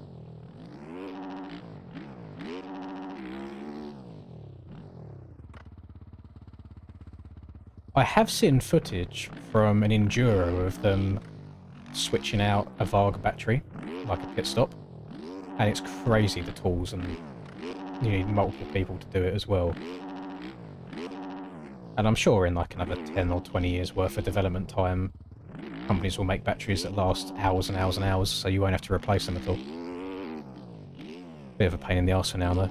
What does AJP stand for? Autistic Jizz Party. And it always will be. If you want to be part of the Autistic Jizz Party, then you just slide into BP's DMs. He'll set up a cheeky little chatterbait goon sesh, and you just show off your best work. And then if you're good at it, you're on the squad.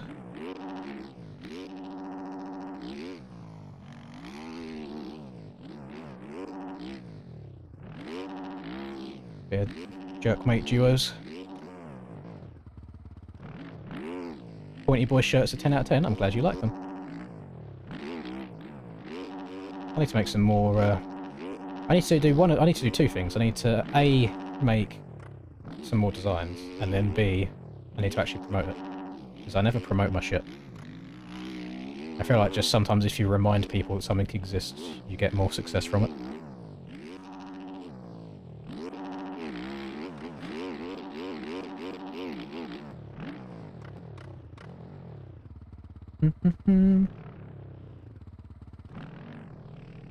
What's the reason me not getting the Bell 10? I have not bought... This is a lie, actually. I have bought a chest protector. I think it was an A-Stars one. Outside of that, I have bought nothing on the shop other than tracks. In my 5 years. Well, actually, I don't know. How long's the shop been in existence for? I have not bought a bike skin. I have not bought a bike model. I have not bought a helmet model. I have bought nothing except for one random chest protector. Because, to be completely honest with you, I don't see much point in it. I play in first person 99% of the time. I don't see it. Like, I'm not taking any fancy screenshots at all. Yeah, it doesn't concern me too much. Any bike models that I get are usually like paid for and done by the team, so I haven't got to pay anything in that regards.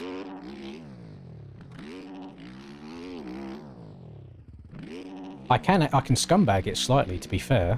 When I was commentating GPs, some of the skins I downloaded just literally included helmet and boot models anyway. So I was getting some shit for free. Like, unintentionally, not even trying to finesse the system. Play MTG on stream for 10 minutes with no sound and gameplay, just your commentary and reactions. So you mean just black the screen out, but you also can't hear it, it's just you guys watching a black screen and me playing the game. I don't know if that would be the most entertaining content, I'll be honest.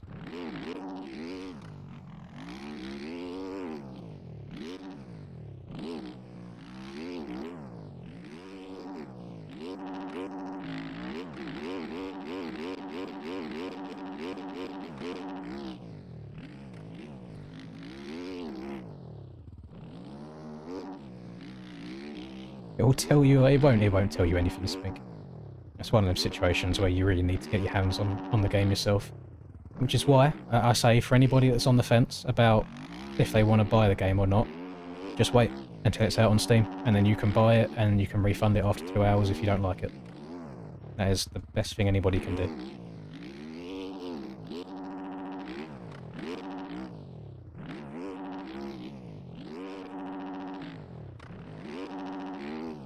Because I had one opinion of the game after watching the recent leaked gameplay, and now I've spun 4 laps of it myself on exactly the same build as was in that gameplay, and could tell you that it plays completely different to what I saw.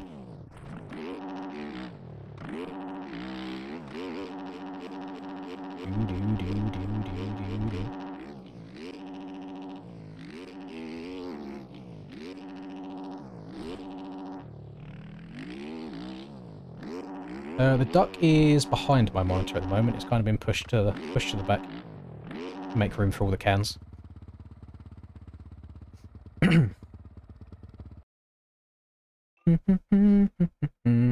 Full face cam would go hard. Absolutely not. Yeah, you get to see all of my imperfections that way.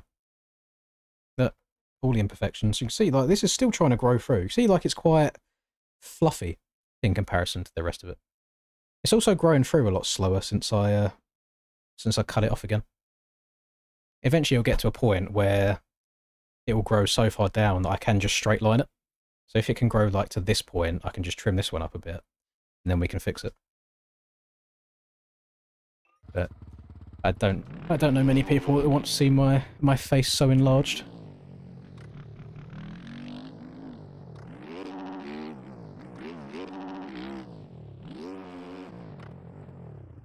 You refunded Beam NG and got half of what I paid. That sounds very odd to me, Miles. I'm pretty sure when you refund anything through Steam, you get the full amount back, as long as it's within 2 hours of playtime.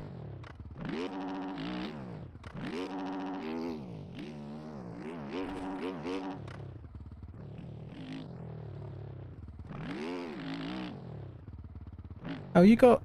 I didn't know you had alpha access to it, Smites.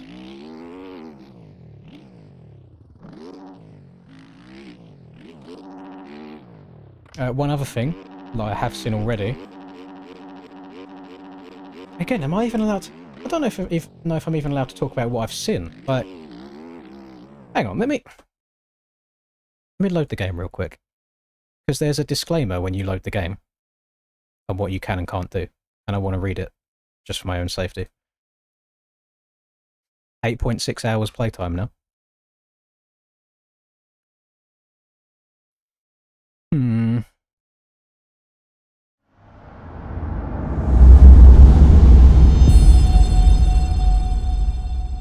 Yeah, let's mute this as well. Get rid of that.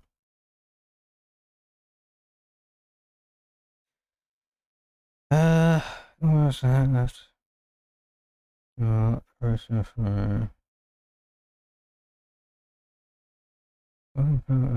Please read accept. All aspects. By accessing this alpha, you agree to strict confidentiality. You're not allowed to share any content from the game publicly or privately, including screenshots, videos, or gameplay recordings. You cannot stream the game on any public or private platform. Cannot publish blog posts, articles, or public discussions about MTG in its current state. Yeah, it's that last one there. Public discussions about the game. I don't think I'm allowed to. Yeah, I'll err on the side of caution, and I won't go near that. Or not to do that. It was only the splash screen that you heard, to be fair.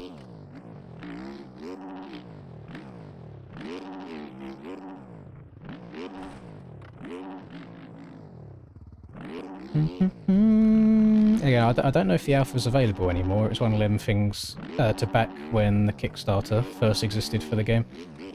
And then MX Bikes hours is 4,800-ish now. My timing has been so off the last few laps. I'm either over jumping or I'm coming up way too short.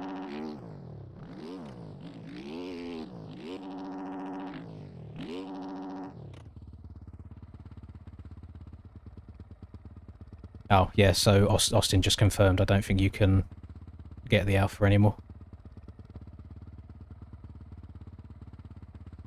Smart is only 82 minutes of playtime. That's crazy. Bro is not locked in.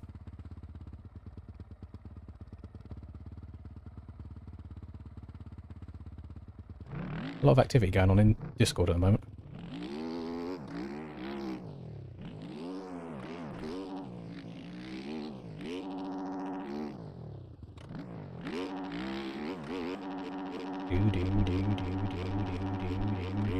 Whop.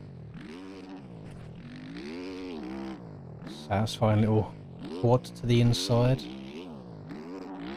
So this, if I can...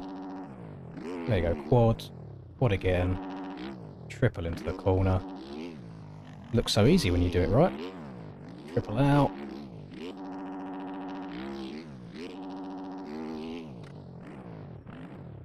And then if I get around this without sliding the back end out, step over, triple, triple.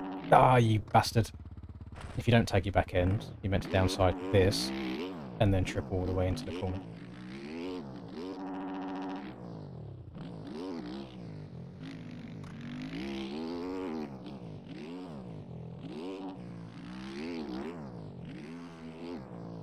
So if you didn't have such powerful seed, Austin, then you would have only had 1 instead of 2. And then you might have still been able to get it. Half the amount of diapers. No, it all adds up.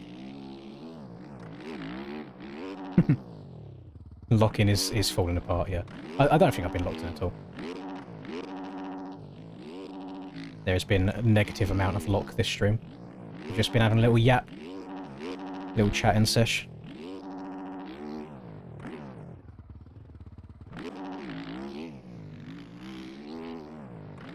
Right, let's try again. Over. Triple. Triple. There we go. Now we can step over. And then triple into the corner. If I apex this nicely, nope, back end slid. Oh, I'm surprised I got over that without wadding myself. Check up a little bit on the finish line to downside it nicely. Apex that. Triple in. Check up for the double. Glitch the whoops as best as you can. Quad into the corner. Uh-oh. Uh-oh. Oh, I'm alive.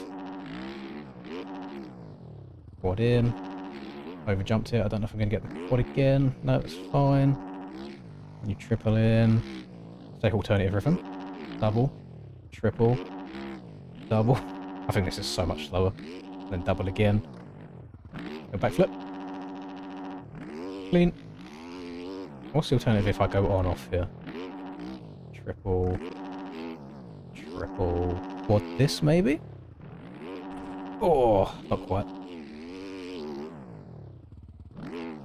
First gear is actually helping me out quite a lot here. I thought that it would cause me to wheel spin too much. Not too shabby.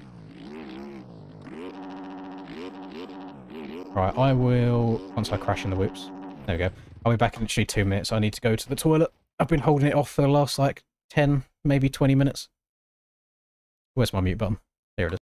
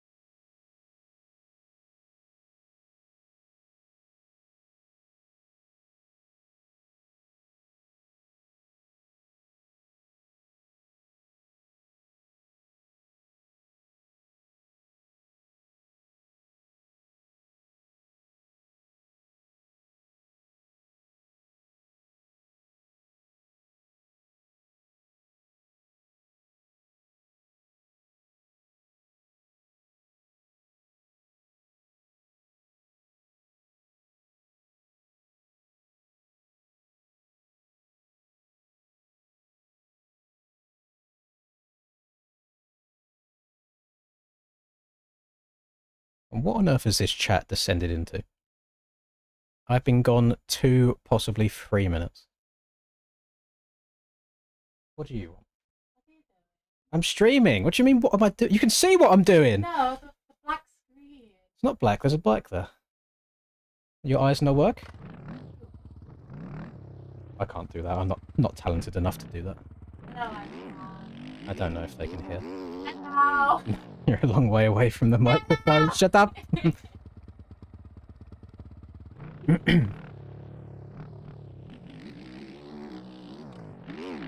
It absolutely stinks of silicone in my bathroom.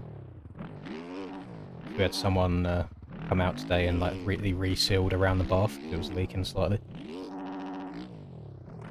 And I do not like the smell of silicone. Not a good smell.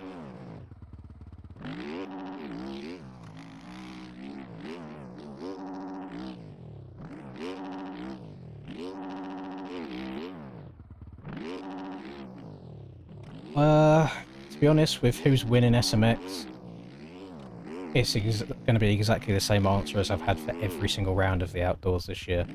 I feel like on any different week, if you're not putting money down on Vegan or Jet to win their individual classes, then you are missing out. Because obviously that's not the case every week, but usually when it's just heads up, no crashes, no first lap dramas, that is usually how it goes.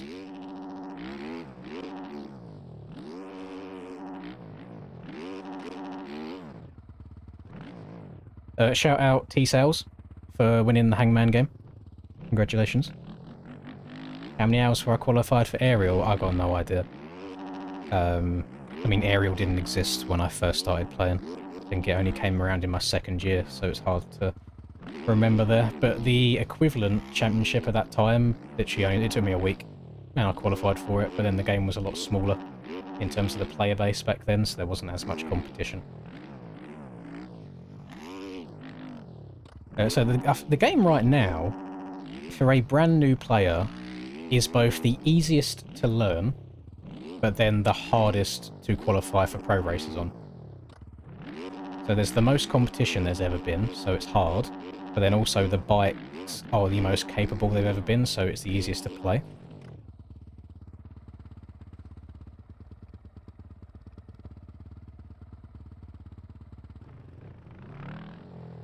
I don't know if that's very healthy for the brain, to be honest, Caleb.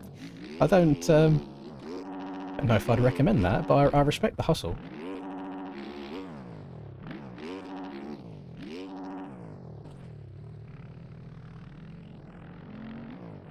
Got a feeling Shimoda will win it. My issue with, like, I really like Joe, and I would love Joe to win everything, but his issue is his consistency. So, knowing Joe, watch Joe like win the first two, and then, you know, because whoever writes the rulebook for Super Motocross, their infinite wisdom, they decide, yeah, let's give the last round fucking triple points. The first two rounds don't really matter anyway. So Joe will probably have a stinker in like the third one, where the points mean the most.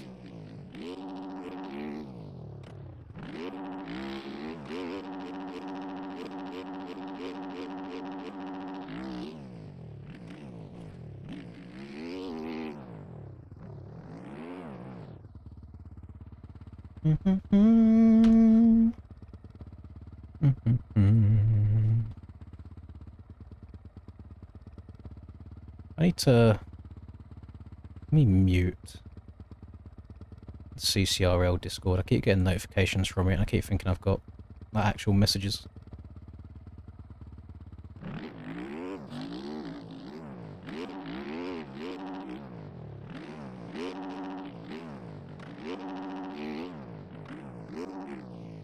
Yeah, a truck at 15 is kind of crazy work, Brock.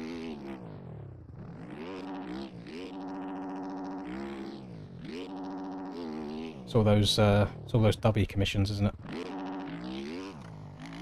Making bank.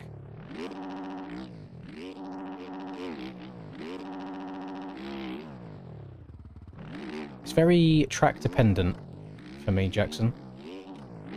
I find more success in Supercross on the Yamaha. It feels like it gets better traction around the corners. But then I like the KTM a bit more outdoors because I think it handles the erode better, like the roughness.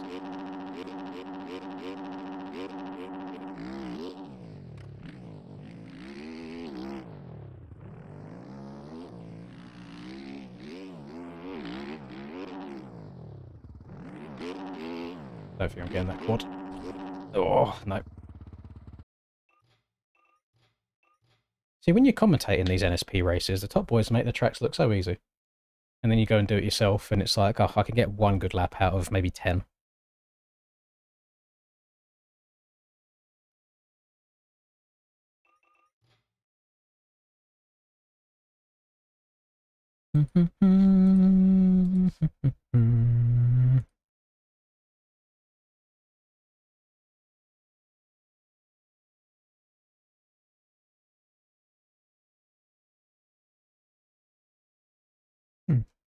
I was curious to see if there'd be any lobbies floating.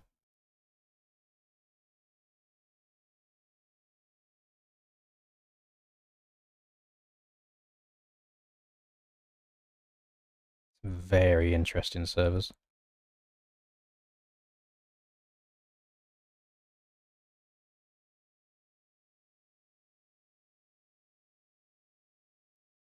Okay.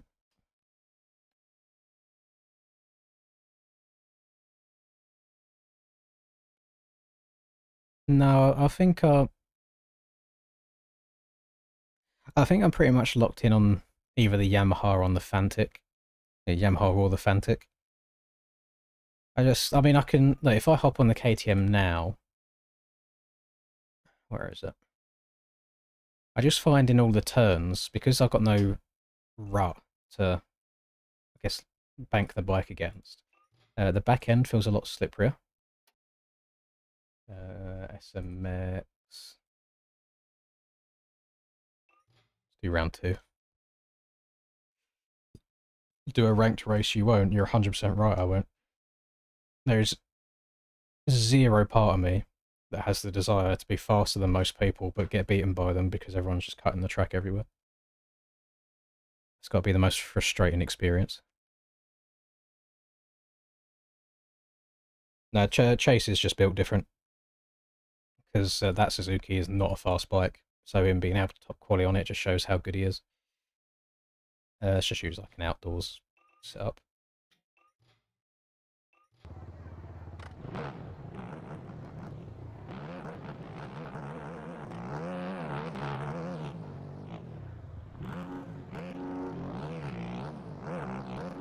Oh, it feels so much different.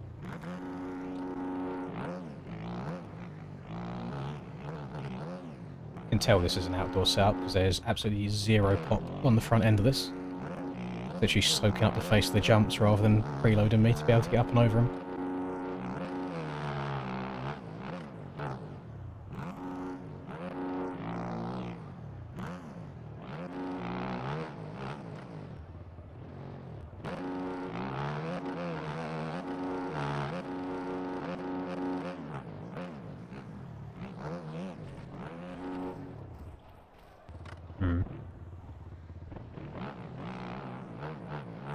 See you later, Smiles.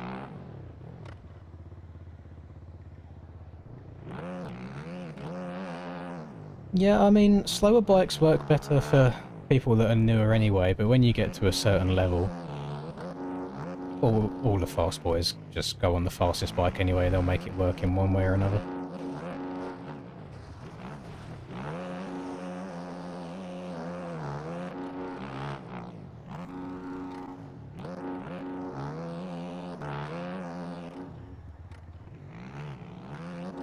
It feels weird after riding the Yami. I mean, different bikes work for different people as well. I think I saw Cam say that he tried the KTM again the other day and just didn't like it at all.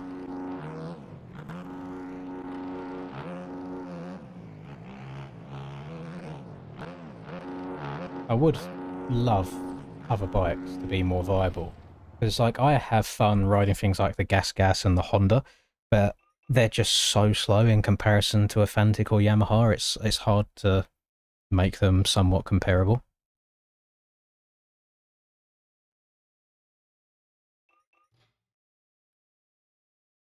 So the Gas is a decent all-rounder, but it's just slow. And then you go and hop on this absolute beauty of a machine that's just way too fast, and it handles like shit.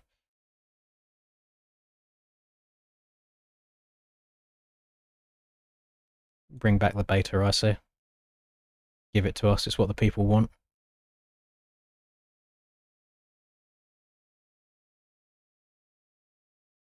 Hello, Sora. Fashionably late.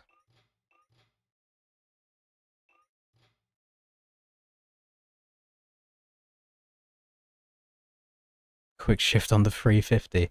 No, that's an issue as well, as you'd think because the 250s had such good a grip that the 350s would be a bit more comparable, but nah.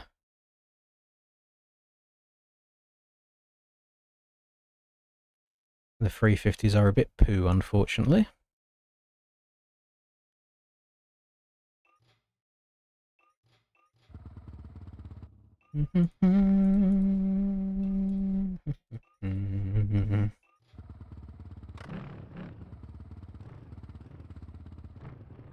Yeah, I mean, in terms of getting a clean lap, the Cowie is probably much easier to get a clean lap than the KTM, just because it's a slower bike, so it's easier to handle.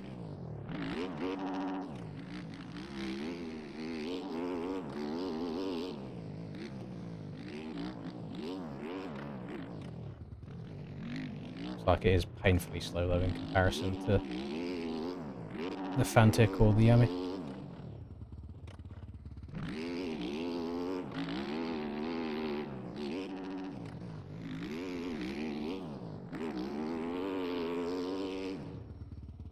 I don't actually know which one of the two I want to ride for SMX.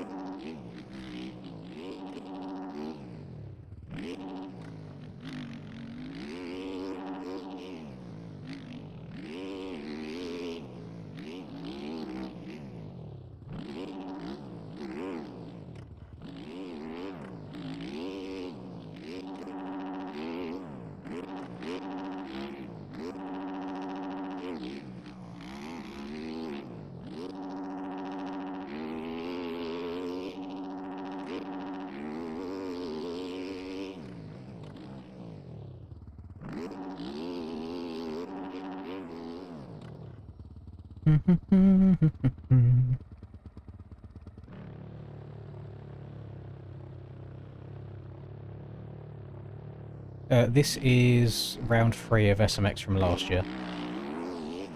It just hasn't got the environment in it because they boofed the download last year. So the high quality version is actually the low quality, and then vice versa.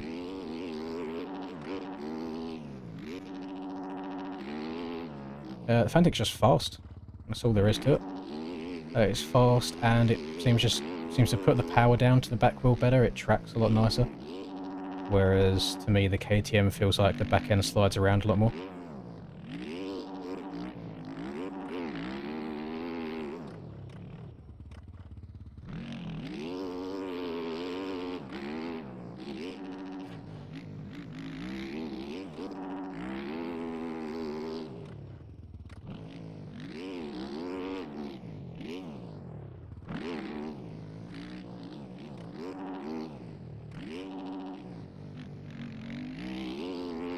It's so satisfying when you hit ruts like that smoothly.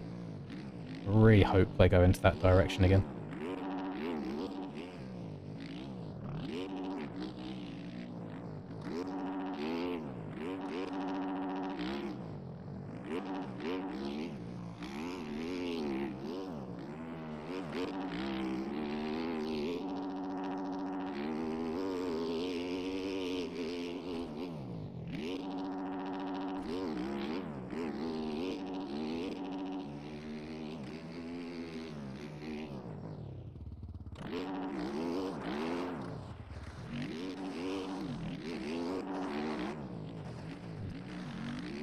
Wheeling and sliding my way through the sand at the same time is kind of crazy work.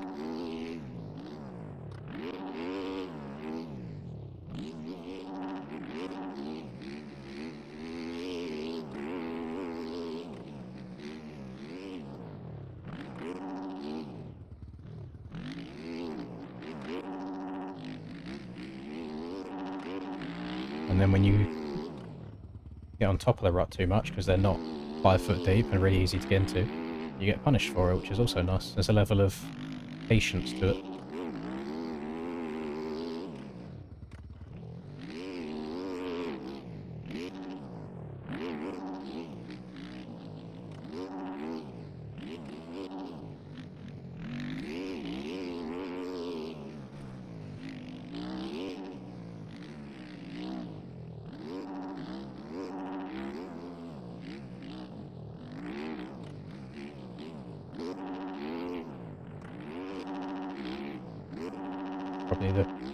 couple of the smoothest laps I think we've ever ran around here. Usually I'm wobbling all over the place.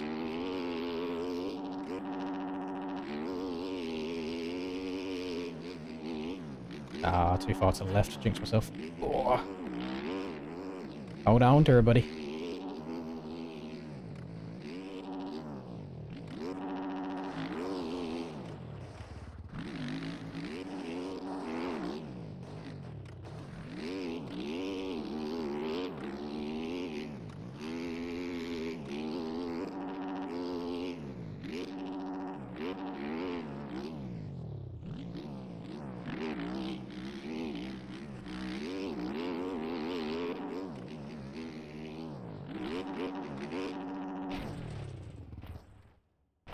You can definitely double over that, I just don't know if it would actually help, because then you'd just be sending it into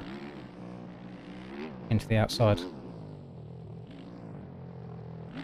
Yes, I rode the Fantic for the last round of outdoors, and I got my only moto win on it, so it is definitely viable. It's just not the best when the erode comes in, but it's a very, very fast bike still.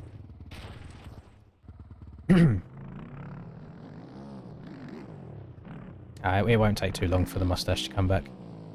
I apologise, you've had to see me in this state.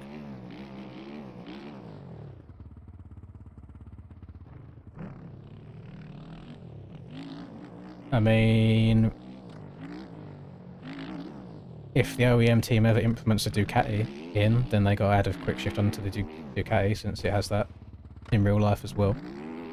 Although, from my personal experience, you can shift the bike quicker manually with the quick shift off than when you have the quick shift on. Like, it seems to cut out for such a long amount of time when you have quick shift turned on.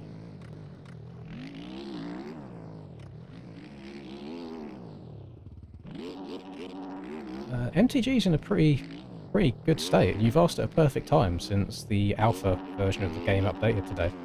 I only got to spin about 4 laps of it before I had to start this stream. But promising. Very promising stuff.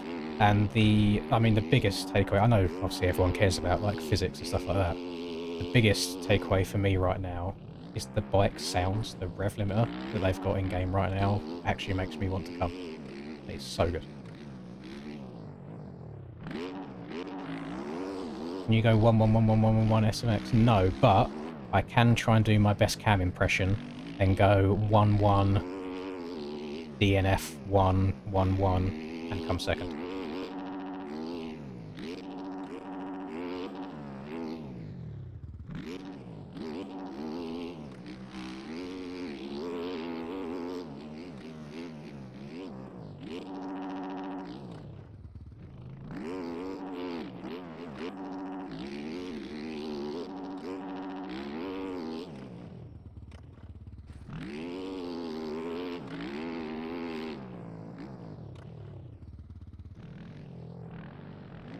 But the OEM bikes, they try to keep the bikes as true to off the shelf as possible.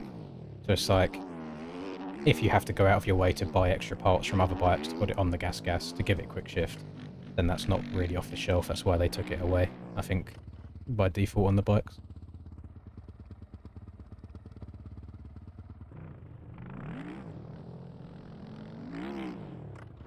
Surprising for Ducati. But I don't know if it is like that on all of them, because that bike in particular I rode, so there was 10 Ducatis there on the day, and people were just like rotating through them. But that one that I rode, I mentioned about the quick shift feeling off afterwards, and then later on in the day, that bike was half stripped down and not being used anymore. So I don't know if it was a particular problem with that bike, or if all of them do it. But with quick shift on, it basically feels like it does in MX bikes, where you're accelerating, you shift, and you know, it's like chopping the throttle for me every time I change gear. It was like that on the Ducati IRL, but slightly longer than in MX bikes. Whereas when I turned the quick shift off, and it's like I was full shifting, just doing them normally, there was like zero brake in it at all. You could change gear really, really quickly. You didn't any like false neutrals or anything like that. It was just really smooth, even if you had the throttle quite far open, you could still change gear no problem. But yeah, then with the quick shift on, it felt like it almost made it worse in a way. And then the traction control on it I didn't like as well. It just tried killing your power everywhere. So it's... I can't really hold it against it too much because with modern bikes, they kind of need to have all these weird electronics to just be good selling points. But the bike was so much better with it all turned off, just as the raw bike itself. Now, like I'd say Ben, Jesus Christ, exposing people's names. BP was there with me on that day as well, and he went into a corner, and it was a slightly, this like powdery kind of berm. So he's pulled the clutch in, banged the throttle open, and dropped it just to like light the back end up, as you want to do to have some fun in a powder berm. As soon as the back end started spinning up, the traction control said nah, and killed the power so much to the point where the bike stalled. When he was basically wide open in second gear, the bike just cut out. Which obviously I know probably shouldn't be using the traction control in that kind of scenario, but for it to restrict the power that much that the bike cuts out is kind of crazy work.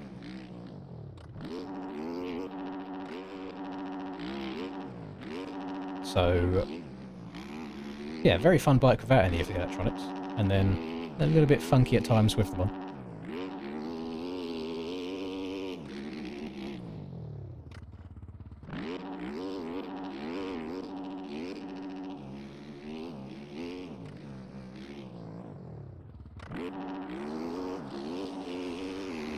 Four-way tie in chat XP. There's been no pay to win today. Everyone's been earning it in a respectful way just through chatting. You love the respectful conversation. No, no mod menus for the Lynn's chat. Nice, respectable young adults that we've got there.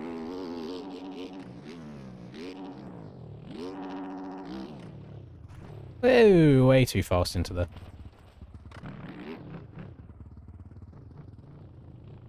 Yeah, no, that's a very good point as well, Richard. That is a good point.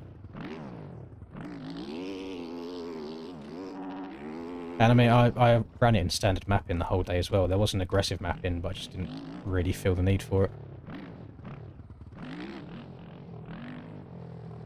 I got no idea, Marco. I got no clue. I'm not involved in the game's development at all, so I got no idea in terms of release date.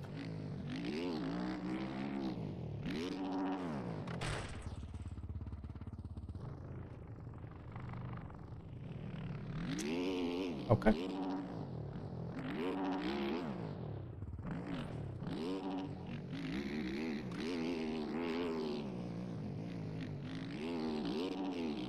I don't know if the OEM team have retired.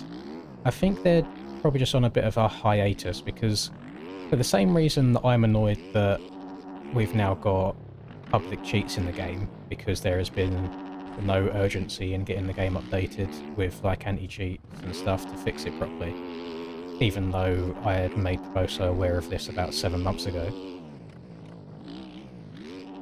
The OEM team are probably just as annoyed with him because their hands are kind of tied in developing OEM bikes, because if the game doesn't progress at all, how can the bikes also progress? Like, there's nothing else really for them to change other than just tweaking tyre values a little bit here and there. Because whilst I would love the bikes to be worse, and what I mean by worse is not be able to land ridiculous overjumps with no issue, stuff like that, and the suspension on them is way too good, you can just absorb every bump no problem.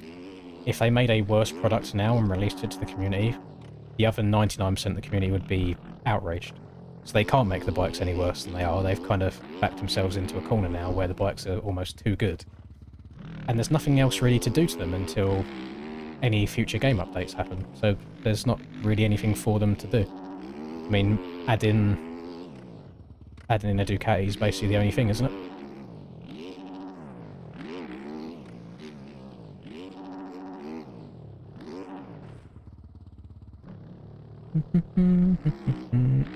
No, the OEM team's not working on MTG.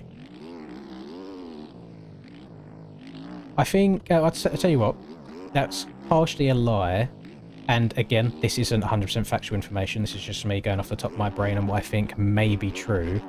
I believe that JVDL might be involved in some aspect in MTG. Outside of that, to my knowledge, there is nobody on the OEM team working on MTG. And if anyone's unfamiliar with who JVDL is, he's the one that actually managed to patch to the best of his ability, the uphill physics on these bikes. Remember how wonky the uphills used to be? He kind of went through all of the code on the bikes and found the right values to change in order to make the hill physics better. JV and JVDL are two different people, yes. So I believe JVDL was working on it from a development standpoint, and then JV is working on it from a tracks standpoint. Outside of that, I don't know if anyone on the OEM team working on MTG. I think Insane has said no. I don't think Insane wanted to be a part of it. I don't know if I don't think L21's doing anything in that regards. Maybe he's modding in some sort of aspect, but not in terms of modding the game. I think he's just doing a bit admin-y, overseeing like Discords and stuff like that.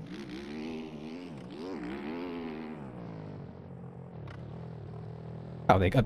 Yeah, I just give myself a pat on the back because I've just completely pulled that out of my arse and it seemed to be mostly correct. Thank you for confirming, L21.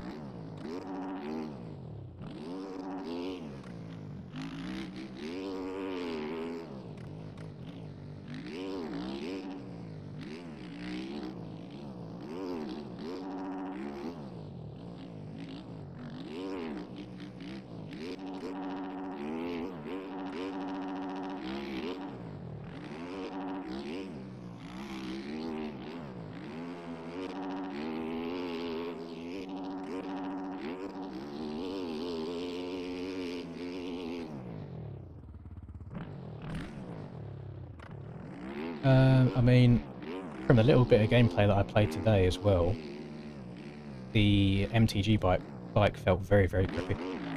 It's only if I like fully pulled in the clutch, rev bombed to the moon and then dropped it again while turning that it span around. But it's pretty grippy. Thank you very much, Christus. 29 months. Zigalovs became a member. Kinda disgusting. Zigalovs celebrates 29 months of membership. My steak dinner is due. The way that text-to-speech said your name there was kind of outrageous. Thank you very much. MTG bike, it's basically just a Honda. Basically a Honda. Not allowed to use the Honda name for licensing reasons, but it is very Honda-ish. I'm on the Fantic at the moment, Aiden, and I was on the Yamaha earlier. I'm kind of undecided. They both feel very, very similar to me. I suppose it just depends on how the tracks come out in terms of their roughness. And how I think they're going to rut up. Like, it's, obviously I've got different suspensions on different bikes, just what feels better at the time.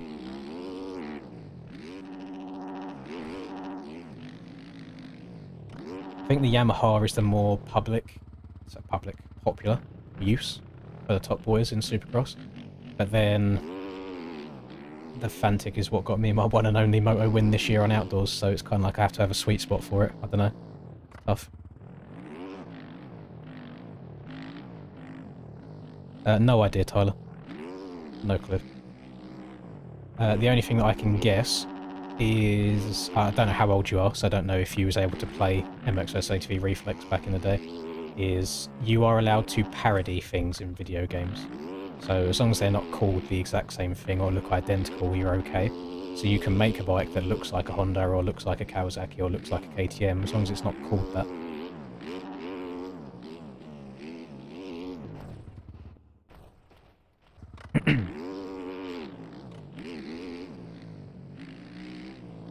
But as of right now, in the alpha, you've got a 250 and a 450. Can't select the 450 yet, to be fair, I'm only on a 250.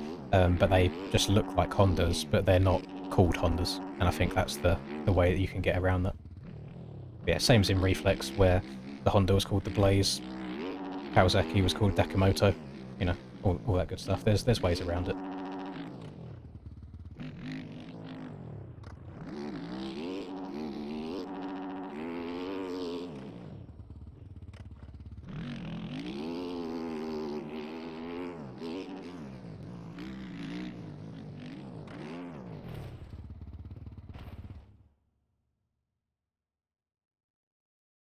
There's never been anything black and white in writing in terms of the level of mod support, so I don't have the information for you either. And purely based on guesswork, I would say that maybe there'll be custom like bike and rider skins that can be community made. But then in terms of tracks, I have a feeling it will either be developers only, so exactly like iRacing, you just get tracks from a consistent basis made by the game, or it's a combination of that plus maybe user submitted tracks, but the devs still have to approve the tracks that go through, so the tracks have to be of a certain quality.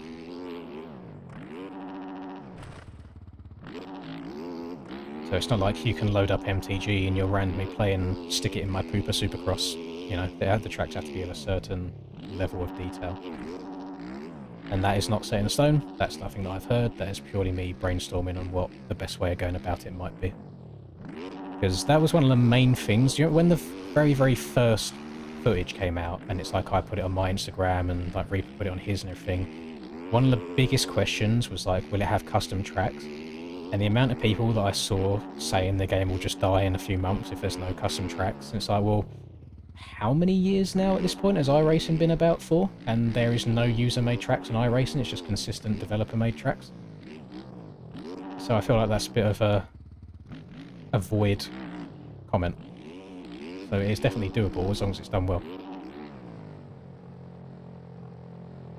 How is it gatekeeping? Because they're not hiding anything from anyone.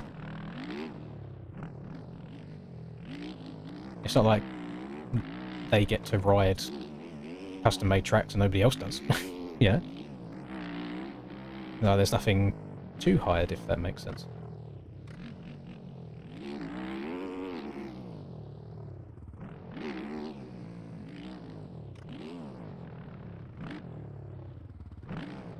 Oh, I see. Okay, no, I see what you mean there. No, I don't think it would go that way. And realistically, like, what do you have to do to be so disliked that they won't put a good standard track into a video game?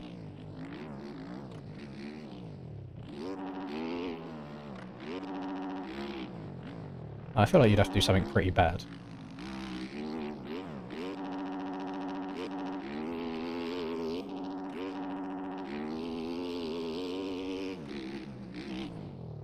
I think the 2026 MX Bikes Championships are about to go crazy. You're about to get some breakout rides from people that just won't play MTG, and they'll carry on grinding bikes and rise to the top. Yeah, I was playing Midsummer Carnage earlier before hopping on this stream. Good fun. It's slightly different in terms of layout. It's like it's been almost tamed down a little bit more, so that little jumpy rollery section near the finish is gone.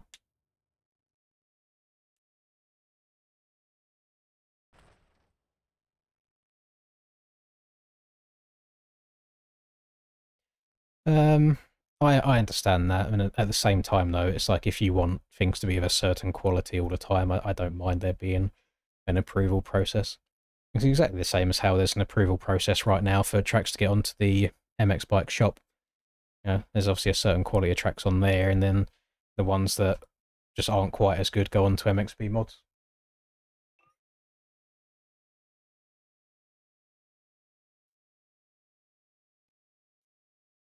Yeah, the jumps are toned down slightly. There's one or two jumps that have changed as well, so there's one that's just bigger. And I think a lot of it at the moment is, it feels like Midsummer Carnage is the track that they're using to test the game on in the first place, to work on physics and stuff. So you need a fairly simple track anyway, just to get the basics down.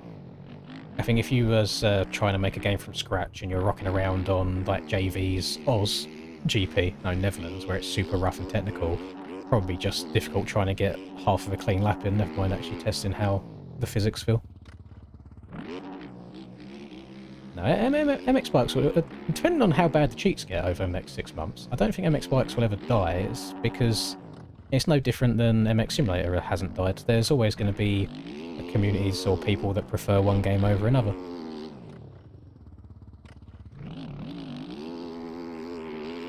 It depends what you're into. Like, MTG, I think, is going to be a lot less arcadey than MX Bikes is, so if you're someone that just wants to hop on for an hour or so after work every couple of days and just have fun playing a game without having to bury thousands of hours into it, then MX Bikes will be a lot more appealing to you than MTG will be.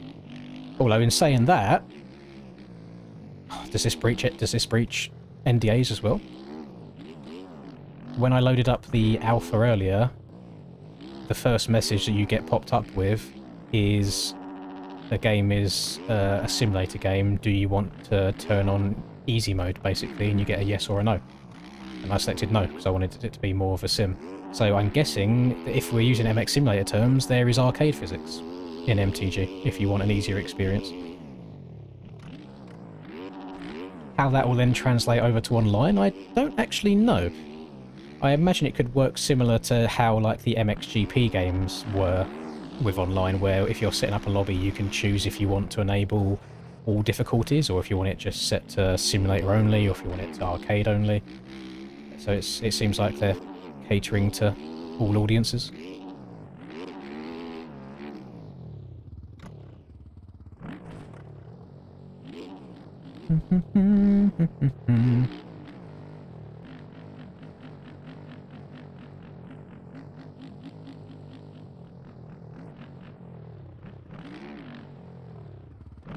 I hope not, to be honest, Daniel.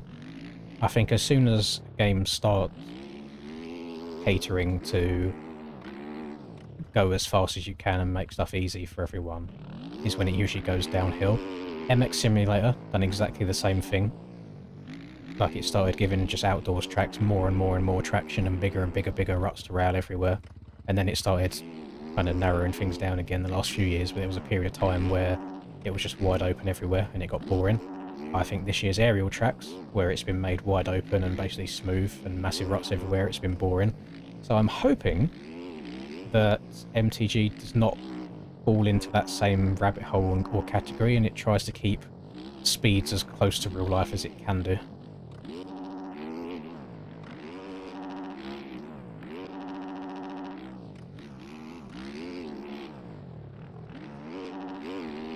Nah, it's there's no point me really going too in depth into it, to be honest, Price. I feel like most people are of the same opinion that it was an L move. I almost did exactly the same thing, and then got told not to by a very smart individual. This was before Nico's announcement about people getting banned for showing it and this, that and the other. The only difference was in my one is I had everything blurred, so people wouldn't have known where to go and get it, and there was like zero promotion to it. It was just saying, hey, this is going on at the moment, Verboso, please do something about it. But no, it seems like not everyone was quite that level of smart and showed off the entire thing without any censoring whatsoever, so now advertising for everyone where to go and get it. Not ideal.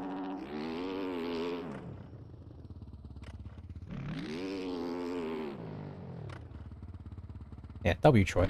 I don't know any full release dates for MTG at all. They haven't given any exact dates at all. Real life speed is tough, hard to have fun in Supercross if you're only going 22 miles an hour. So that just, I don't know. To me, the slow and technical aspect of it would make it fun. Whereas if you do just want to go fast, then again, I feel like MX Bikes is probably a better suited game.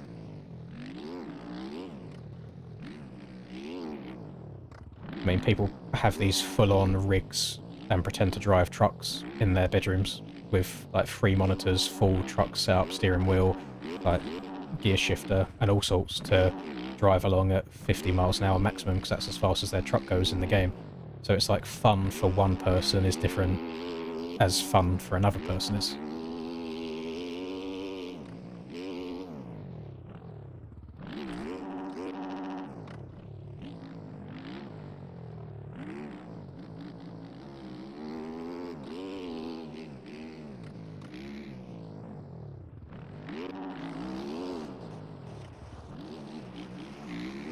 Well, I don't think there's been a game yet that has got speed and scaling correct for once in real life at all. So, MX Simulator, you accelerate way too quick. It's because of the grip Price levels, to be fair. became a member. Thank you very much, Bryce. It's because of the amount of grip that you have in Sim. You can go from a standstill at the bottom of a Supercross triple to clearing the Supercross triple in, what, the space of like 5 feet? No problem. So the speed's way too fast in that regard. You also float in the air for a very, very long time. It feels like you have anti-gravity sometimes. So I think Sim scaling is off in that regards. I think MX bike scaling is off because of how capable and fast the bikes are. Everything has to be scaled up to compensate for it, which then in turn makes everything just as fast as well. So if MTG can make things slower or cause the back wheel to like spin a bit more so it doesn't have perfect traction all the time, then you might be able to get away with a more realistic jump scaling. Yeah, I don't think any game's ever got it great.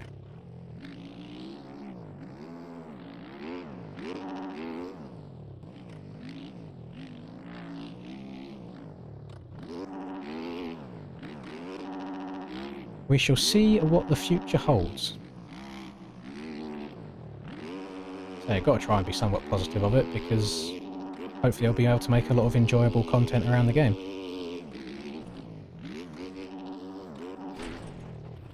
Bonk.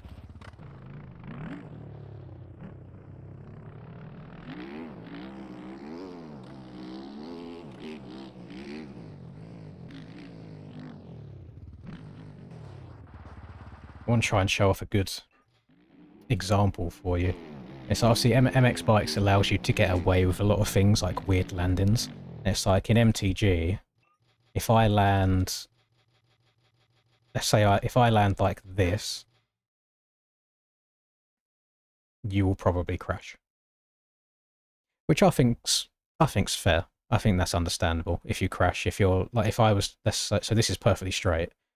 If I land with my bike that far out to the side, if I land like that, there's not that many scenarios where you ride away, like I'm off balance, the front wheel's turned. Like you would crash in MTG land, and you have to get the bike back as straight as possible. So I think that itself will slow speeds down a lot, is the level of precision that you need. Ah, you say that. Keyword, a pro rider could get away with that. Not us that have spent a couple of hours total on the game.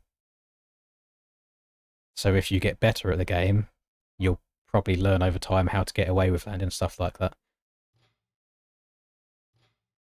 I think that's a bad example, because here, like, if the front wheel is facing the way you want to go, then there is more chance of saving it. If my front wheel was still facing this way in line with the bike, then yeah, it should be 100% crash all the time. But if the front wheel is facing the right direction, you get away with it a bit more.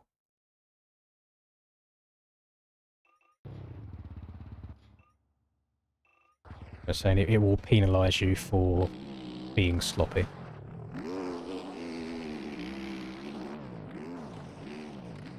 I say, if I landed like that in real life, I would probably high side over the other end of the bike. But yeah, someone who's good on a bike should be able to get away with it.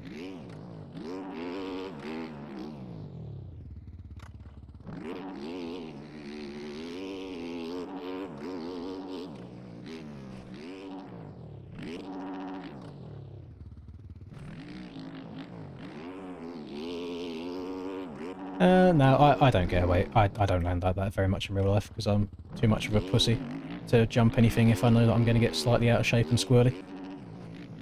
I know I haven't got the skills to be able to bring it back if it goes wrong.